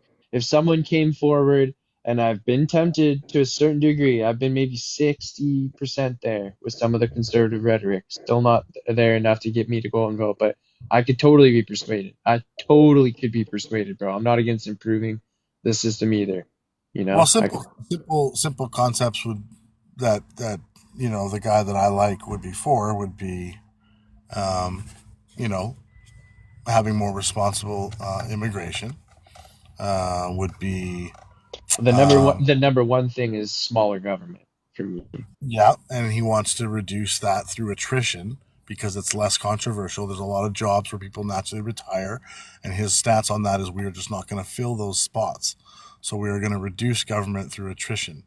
Instead of replacing people, we are just going to eliminate that position as they. Because standing on eliminating the jobs is too aggressive. In some cases, I mean, there's easy Mm-hmm. ones that they can get rid of because we spend so Mm-hmm. much money on creating a bureaucracy. Like, for example, Carney's already talking about, well, as far as home building, we're going to build this new office. We're going to make this new group of people like a task force. And then we're going to go, and it's like, well, no. Like Pierre's like, no, we don't need to do that. All we have to do is for economically, we want to get back to a balanced budget. So if there's any new spending, he has to find $1 of saved spending for every $1 of new spending. So we're never increasing spending. We're going to increase spending or what we spend our money on by reducing the crap that we spend our money on. So, that's one policy that he wants to implement. He wants to make that law. So you can't just infinitely spend money. So, you have to work within, you have some real frameworks. As far as housing, right now the federal government gives municipalities millions of dollars and they say, here you go, this is to increase your housing supply. But there's no audit or suggestion or guardrails on how they do anything with that money. So Pierre's answer to that is, I'm not going to give you money for homes. I'm going to allocate federal funds based on you speeding up your permits, because we're like slowest in the G7 as far as getting through the permitting process to build anything in this country. So he wants to, if you reduce spending, then we're going to give you more money. And we're going to give you our federal money for housing based on completed units, not here, go build some units. No, you're going to complete units and then you will get it on the back end. Again, it's sort of like private sector. Like we're going to reward the actual execution of the idea instead of giving you the money up front and saying go execute the idea however you see fit and then not auditing that money. So those are a couple of things that he wants to change. Yeah, I like all that. I like all that. So, and he's been saying this shit for 20 fucking years. Like I told you, he wrote that essay that said, if I was prime minister, and then you go on and he I think he won like 10 grand or something for that. And so, like he's been very consistent in his messaging. So as far as a trust standpoint, he hasn't had the opportunity as a leader to implement these policies, but he's been extremely clear and very detailed. It's not just a bunch of word salads. I'm going to stand up for Canadians. We're going to do the hard work. We know what Canadians expect from us. They expect us to make these bilateral agreements, to communicate with other countries, and that's what we're going to do. What did you just say? Nothing. And that's all you hear out of most politicians, whereas he gets down and dirty into the specific actions and policies. And because he's the opposition leader and has a lot of slogans and things in question period, the attack on him has been, oh, he's just slogans, he's no action. It's like, well, all they can do is introduce the odd piece of legislation, which inevitably gets voted down because they're a minority.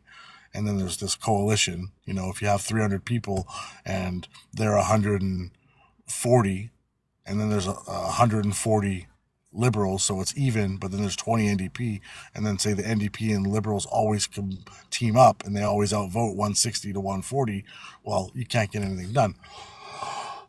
So that's not saying, so that's the attack on him, is like, oh, he's just slogans, which is total bullshit.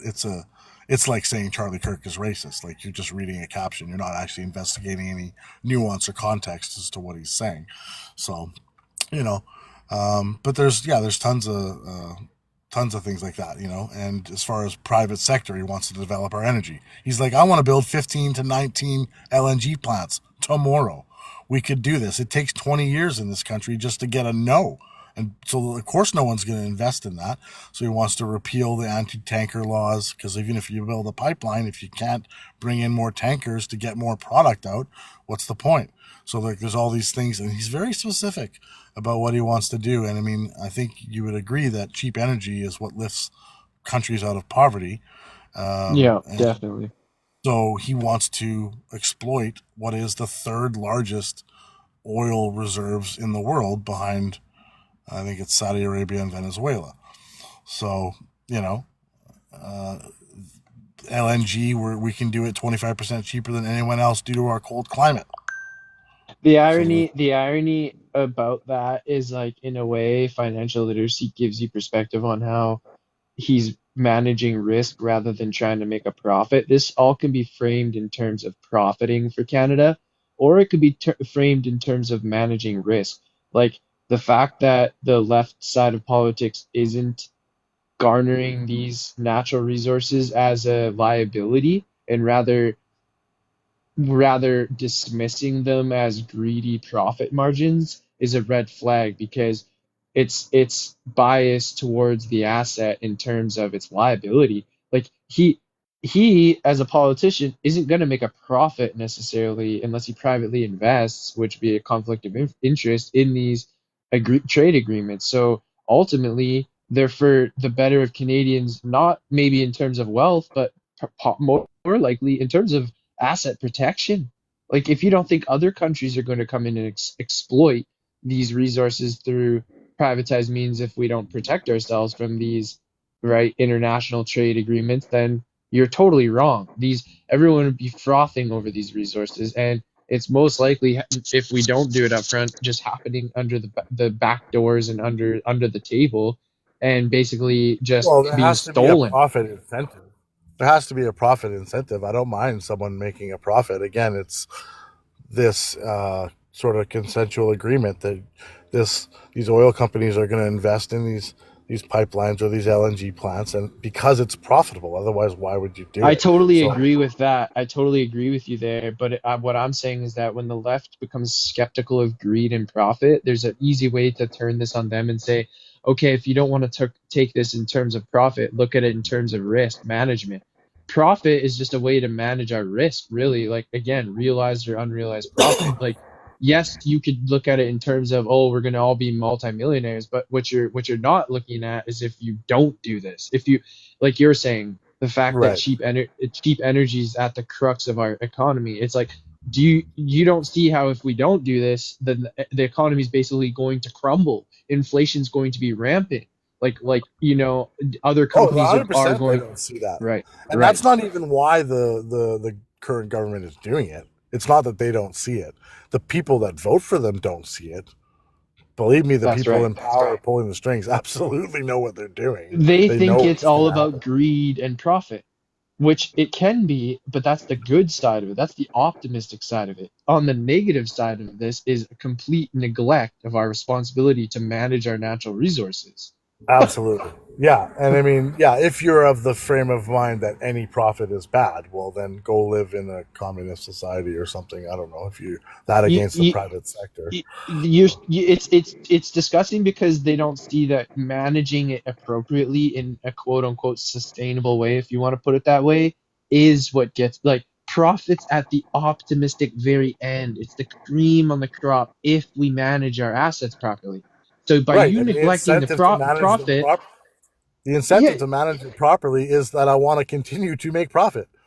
you're right. And if you totally neglect that profit, then you're not even going to get to the steps of incentivizing managing properly at all. The profit's just like a dream, but it's more of a it's more again the risk management component, kind of like the fiat currency thing, dude. It's like you could look at going into Bitcoin like you're going to get rich. That's one way of looking at it. You're probably going to be disappointed over the short term, but in long term, you're so dumb to keep holding fiat and not considering this because you're leaking value at every time you try to save a dollar. So Yep. it's less about getting rich quick and making a profit and more being taking responsibility for your own financial literacy and seeing, oh my God, I'm leaking energy here at every I have Preserving to what you have. yes, bro. Recognizing that there is that leak there, the longer you just, you know, wonder if you should jump in the pool or not. Yeah. And Just slowly it's funny how scarce minded we are because as soon as we get a little bit saved up, we're like, oh, this is greedy profit. It's like, just be patient. Like, you haven't even given yourself a chance to accrue real wealth or talk about profit yet. Like, you're so skeptical of the water getting out of the boat. You've only done a couple bales of bucket worth of water. Like, finish the job, actually dry the inside of the boat out before you jump into the water after a couple bales. I like that.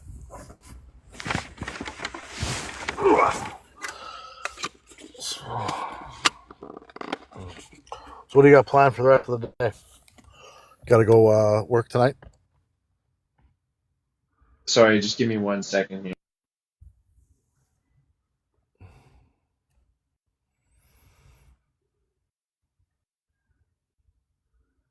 I was hoping when I saw Herb that he was going to come join. I like him.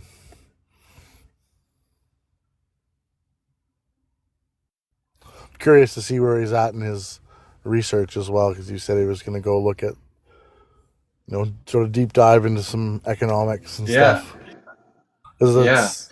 it's just because he definitely strikes me as quite an intelligent individual. So it'd be For interesting to sure. see just how much ground he makes up, so quickly, right? To watch that sort of evolution, especially like when I feel like in some ways, I'm not as intelligent in certain areas, but I'm ahead of the game in other areas. So interesting to see Yeah. people that I maybe would consider more, maybe more well studied, maybe not more intelligent, but more well read or articulate and not articulates. Besides, that's irrelevant. But like more well read, and see where they catch up to where I'm at or whatever, and then The, eventually where you're at. the problem very much is that, and I saw this in you early, risk tolerance. Your right, your commitment to poker is very much non-academic, which was a green flag. Academically minded people are very risk averse, especially in terms of finance. So gambling is a very just like just like drinking and substance abuse, it's a very fine line, isn't it, between a creative type who utilizes it for their advantage and someone who gets sucked into addiction and those kinds of things. Oh yeah, 100%. Ga- Gambling is on that, and when you're dealing with the gambling, you're dealing with that yourself. You look in the mirror and you lose $1,000, and you feel the weight. Am I just gambling at it? Is this just a waste of time? What am I doing? And those feelings are what academics, uh, similar to Phil Hellmuth with the fucking resistance of difficult decisions, academics have been trained to be allergic to those decisions. So it's not a talk about herbal. It's just I'm skeptical that he'll do a real deep dive because until he's basically consumed by risk management, it won't be that interesting of a topic. There'll be some, surface level things that he might find interesting or whatever, but to do a Right. deep dive is like it takes that like level of almost desperation, or I don't know what it is, like a degeneracy. There's a level of degeneracy I guess he doesn't have, I sense. Yeah, maybe, yeah, that's a good point. I mean, I'm not at the point where yeah, like for me, like losing $1,000 in a poker game is not like whatever. Like just because I understand ups and downs and have a faith in my edge and the statistics and the percentages, I understand that there's going to be wins and there's going to be losses. I understand that. So then by managing that risk as far as how much I'm willing to lose or recognizing maybe the way the game is going or whenever the time is to get out or to just say, you know what, today is not my day or whatever, maybe you bring only a certain amount to the casino or whatever your safeguards are that you put in place and how well you manage your bankroll and all of these things. Like I think if you get to a good place that way, then it's yeah, you don't sweat like losing some money because it's part of the course. Like I know I'm gonna, I gotta, you just that that's just part of the process. Yeah, I think that this is why I like transitioning, especially from an academic to an academic. Like if I was talking to an academic point of view, to the skateboarding metaphor, it's hard for them to understand losses in terms of financial gain, and financial literacy. But in terms of something like a physical sport, like I think skateboarding really does give a good metaphor why you need to fall. There's no skateboarder that gets good by not ever falling. In fact, the skill set seems to be a cat-like reflex to falling. Right. Like it's to simplify that is just sort of learning from your mistakes. Yeah, and doing it with rigor and passion, not victimizing yourself. Because how do you learn from your mistakes if at every front you victimize yourself to the mistake? And not only that, victimizing is way far from the true skill. Because what it is like liking, like a skateboarder, like a jackass style skateboarder, likes falling almost. Right. Okay. Yeah. Well, it also comes from a lack of belief in that learning from your mistakes is going to have a positive outcome. Yes, yes, that's Right. it. So That's so it. there's that Like a side of it. good skateboarder has such faith. They have such faith. They're I know I'm going to so get better at determined they don't ever yes, fucking quit. exactly. Which speaks to uh, what is it? At Resilience. dealing resilience. Thank you, thank you. I just thought that word and you picked it out of my brain. That's good. You're a smart boy. That's awesome. So yeah, and But like yeah, importantly, similar to a physical education in school, they don't really teach that, and that's why skateboarding isn't really a typical sport. It's an individual sport, and it's never been like put into a curriculum or put through physical education, yet it's really beneficial for young kids to playfully learn how to fail. And so the same way that that's been institutionalized, the physical education component out of these academics, they would be also on average more less likely to take physical risks. I would assume similar to the financial thing. So yeah, you can talk to them all day, but and they can seem interested in it. Like I imagine a professor walking by and appreciating a kid skating, but he's too old and he's too stiff and he's not going to do it because he's totally risk averse. So it's this interesting dynamic, even though he's athletic and middle aged and not even, yeah. he's Assuming totally he capable. does have the physical, yeah. So yes, okay, that's Yeah, what I was going to say. Assuming that he is totally capable, but he's deciding that he's not, or right. yeah, Because somehow this is detached from his everyday life. It's not even about the skateboarding at the end of the day. It's just about no, his no, no, risk averseness. Yeah, his ability. exactly. You don't have to jump on the skateboard. It's like No. he thinks they're. He's like he laughs at the kids, thinking they're so. He's like, oh, those kids are so crazy. Then he gets in his Tesla and drives 120K on the fucking highway and like cuts people off and shit. It's like okay, like those kids never put themselves in that kind of risk. So I don't know what the fuck. Like Yeah, that's funny. yeah, but so that gives you a tolerance to, I think, it's a skill. Bro, it takes so long to build up the scar tissue to have that tolerance to pain. If you've never gambled and you never lost 20 bucks, oh my God, dude, right? You have so far to go. Yeah, yeah, Oh, you could read all the books ever. But it's like you're never gonna kickflip, bro. Like you're so scared of your own feet. I'm sorry to tell you.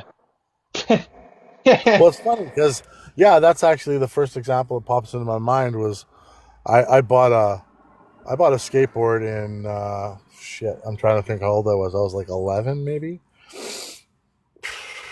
12, and I bought a. So what's let's see. So yeah, so I don't know, like late 80s, I guess. And it was a Tony Hawk deck, and I remember I brought $150. The deck was $140. I was going to buy a whole skateboard, but all I could afford was the deck. No trucks, no wheels. And so I ended up using my cousin's board to try to ollie. Tried that for 3 weeks, couldn't do it, gave up. You know, didn't see the faith, didn't have anyone helping me really, and couldn't see myself getting it. Tried and tried, didn't try hard enough. Of course I could do it. I mean, duh. But I've done far more physical, complex things, you know, golf, whatever, and that are difficult. Like as far as ollie, it's pretty basic, right? Like, and I Oh couldn't yeah, do it. totally. But Totally. I gave up on it. So that's an example of just not having that.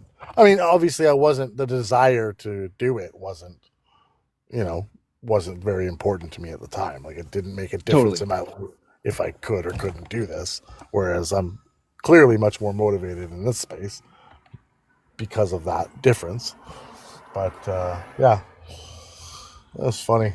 I bought that. Let's see, 100. I mean, $140 pretty pricey back in the late '80s. But Tony Hawk was killing it back then. Very. So went all the way to North Van for that on the C bus. Yeah, It's crazy because that's like the same price as a new skateboard today. it's weird, eh? That's actually crazy. Mm-hmm. It's kind of like how uh 25% of a green bag of whatever is pretty similar in price to Yep. was if cheaper in fact in some cases than it was when I was in high school. Oh man, I But love that. It's like people who circle that think, back around to market manipulation. oh my fucking God, that's a perfect example. Fuck. Mm. Oh Imagine shit! how cheap that shit would be if inflation weren't the case. That's just such a testament to the abundance of the economy and how market dynamics are the result of wealth, the result of affluence, man. Those are Hmm. remaining price stable even though inflation is rampant. That means the efficiency in supply and demand and all those things, the creation of that product is actually keeping up with inflation. But it's so Right. efficient. And then look what happens when you go to a particular spot that's regulated by the government and look at some of those prices, Oh, right? exactly. There's your inefficiency as soon as the government sticks their hand in it, right? Because it's now I've got to get a brick and mortar shop and I've got to, apply for this license and I've got to follow these regulations and I've got to, blah, blah, blah. And I got to hire employees at minimum wage. Can't pay them cash, like all of these things that end up Yeah. contributing to the inflated price.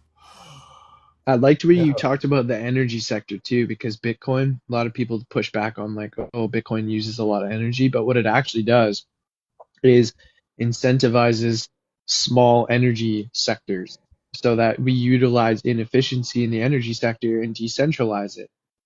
For instance, Right. if you have a federal energy sector controlling energy, it looks a lot like our hydro system, and you need these huge, massive inputs for energy to sustain the entire country. But with Bitcoin, every little like computer sized bits of energy it can be utilized. And so one little waterfall in Uganda with a generator attached to it and a mill can actually power the network. So anything really, any solar panel, anyone who could utilize any bit of energy now becomes contributive to the global network, and you don't need this top-down federalized system because instead you're incentivizing small actors to contribute to the system. Well, and even I was just the thing that popped into my head as you were saying that was farming and the food supply. Small farms versus these huge regulated processing units and whatnot. Like how inefficient that is. When you could have just little farms that on their own supply little towns, and I'd rather have 100 of those. Like you do that in everything, every sort of corporate setting that's captured up, like DIY, like do it yourself, like repair. Whether we can't even fix our own products, like we don't own them. Like all these little service shops that there used to be. You used to call up like the dude that would come fix your washer. Now you don't have those shops anymore. You can't. You know what I mean? Like there's a reduction in like computer service shops. They're still around. You see them, but like most of the time, if you have your laptop, you don't necessarily take it to that place. You take it back to the manufacturer, and then you have them just replace your unit or whatever. So you could do that in so many industries where it's just this top down. It's more of a centralized versus decentralized argument, I suppose. Yes. Yeah. Oh yeah, we touched on so many topics, Chris. Yeah, this is good. I think we should wrap it up. I think we should too. Fuck yeah. Yeah. I could talk all day. We could just literally talk for infinite. So keep texting me today. Let's make some moves on the market here in the next 24, 48 hours. Keep eye on some charts and text each other, and let's try to make some moves. I don't know. What the fuck? Let's try to grow our goddamn fucking account. Yes, let's do that every day. So yeah, okay, cool. Yeah, if you see anything, send me some stuff, and We yeah, gotta yeah, meditate. We gotta meditate on the leverage. We gotta meditate on like our leverage. power. We have so much power. Every day we're kind of passively learning here. Yeah, But this, we're in some cases it's a cautious approach to mitigating the risk, sure, but but we could take a real stab at it here soon when we get a proper signal and I mean, we could take like with $200. Yeah, you could easily open a $2,000 position. And like I'm at, if I, with $3,000, 10x, man, I could be opening $30,000 even at 20x. That's a $60,000 position, bro. mhm. I'm just scared. Well, But I mean, again, a little bankroll management. I don't think that means you're scared. Don't put all your eggs in one basket. I don't know. It just sounds like smart it's strategy. it's about playing with the calculator and finding a position that's like justified in terms of risk management. It's not about it's not about like eggs all in one basket. It's about where can I find being patient enough and working with that calculator to really see, you know, a good position. Like Yeah, yeah, for instance, targeting back up to 124. That was the all-time high previously. But I mean, it's pretty much inevitable that some point in the future the price is going to get back up to that point. How long and at what point does it, is it reasonable to manage our risk on the price coming down, right. How long do I need to hold this, and at what liquidation, are we going to perceive as enough room to hang on to it long enough to realize that upside and Yeah, whatnot? and how much can we really leverage into that? Like basically, the more the price comes down from where it is, the more patient we are in a way, depending on whatever. But like if let's say the price did just start skyrocketing or like coming down extremely fast, right? If Yeah, it started coming down to like fucking 80K, 70K, our confidence in leveraging back in it should be like extremely high. oh, Like that's absolutely. that's where I'm like the $30,000 position, maybe not even that low. Like even if the price comes back below 100 grand, it seems like there's like depending on the time frame and what we're looking at with the charts, there seems like there's some position there that's like, bro, we should go all in. The price has come down. We're starting to see, and we got Right. to talk about bullish divergence because that's on the other side. It's the opposite of bearish divergence that we used. But once we see that bullish divergence building, it's like let's leverage the fucking choose a bottom and hope it fucking comes back up to that all-time high. Yeah, and so like the bearish divergence, obviously those things, the gap's getting wider, right? And so then it's just the inverse of that, correct? Yeah, Like as so far what as that would look like is, remember, the price is coming down. That's bearish. So we're yes, seeing a trend down. You described it good. I'm just going to say it again. The trend's coming down the price, and the momentum is is going the opposite direction in the sense that as the price is making lower lows, the momentum isn't. momentum is higher. It's getting Yep. higher. Yeah. Yep. And on that chart, the way it is, it's just that gap's going to be narrowing. Like visually, it's going to be narrowing. That's the divergence that you described it really well. The parallel lines versus gapping. Yep. Awesome. All All right, right, this is bro. the third time we've tried to end this, so let's Yep. Let's end it, and I'll upload let's the episode here soon. And fuck yeah, awesome. Cool, gang bro. gang.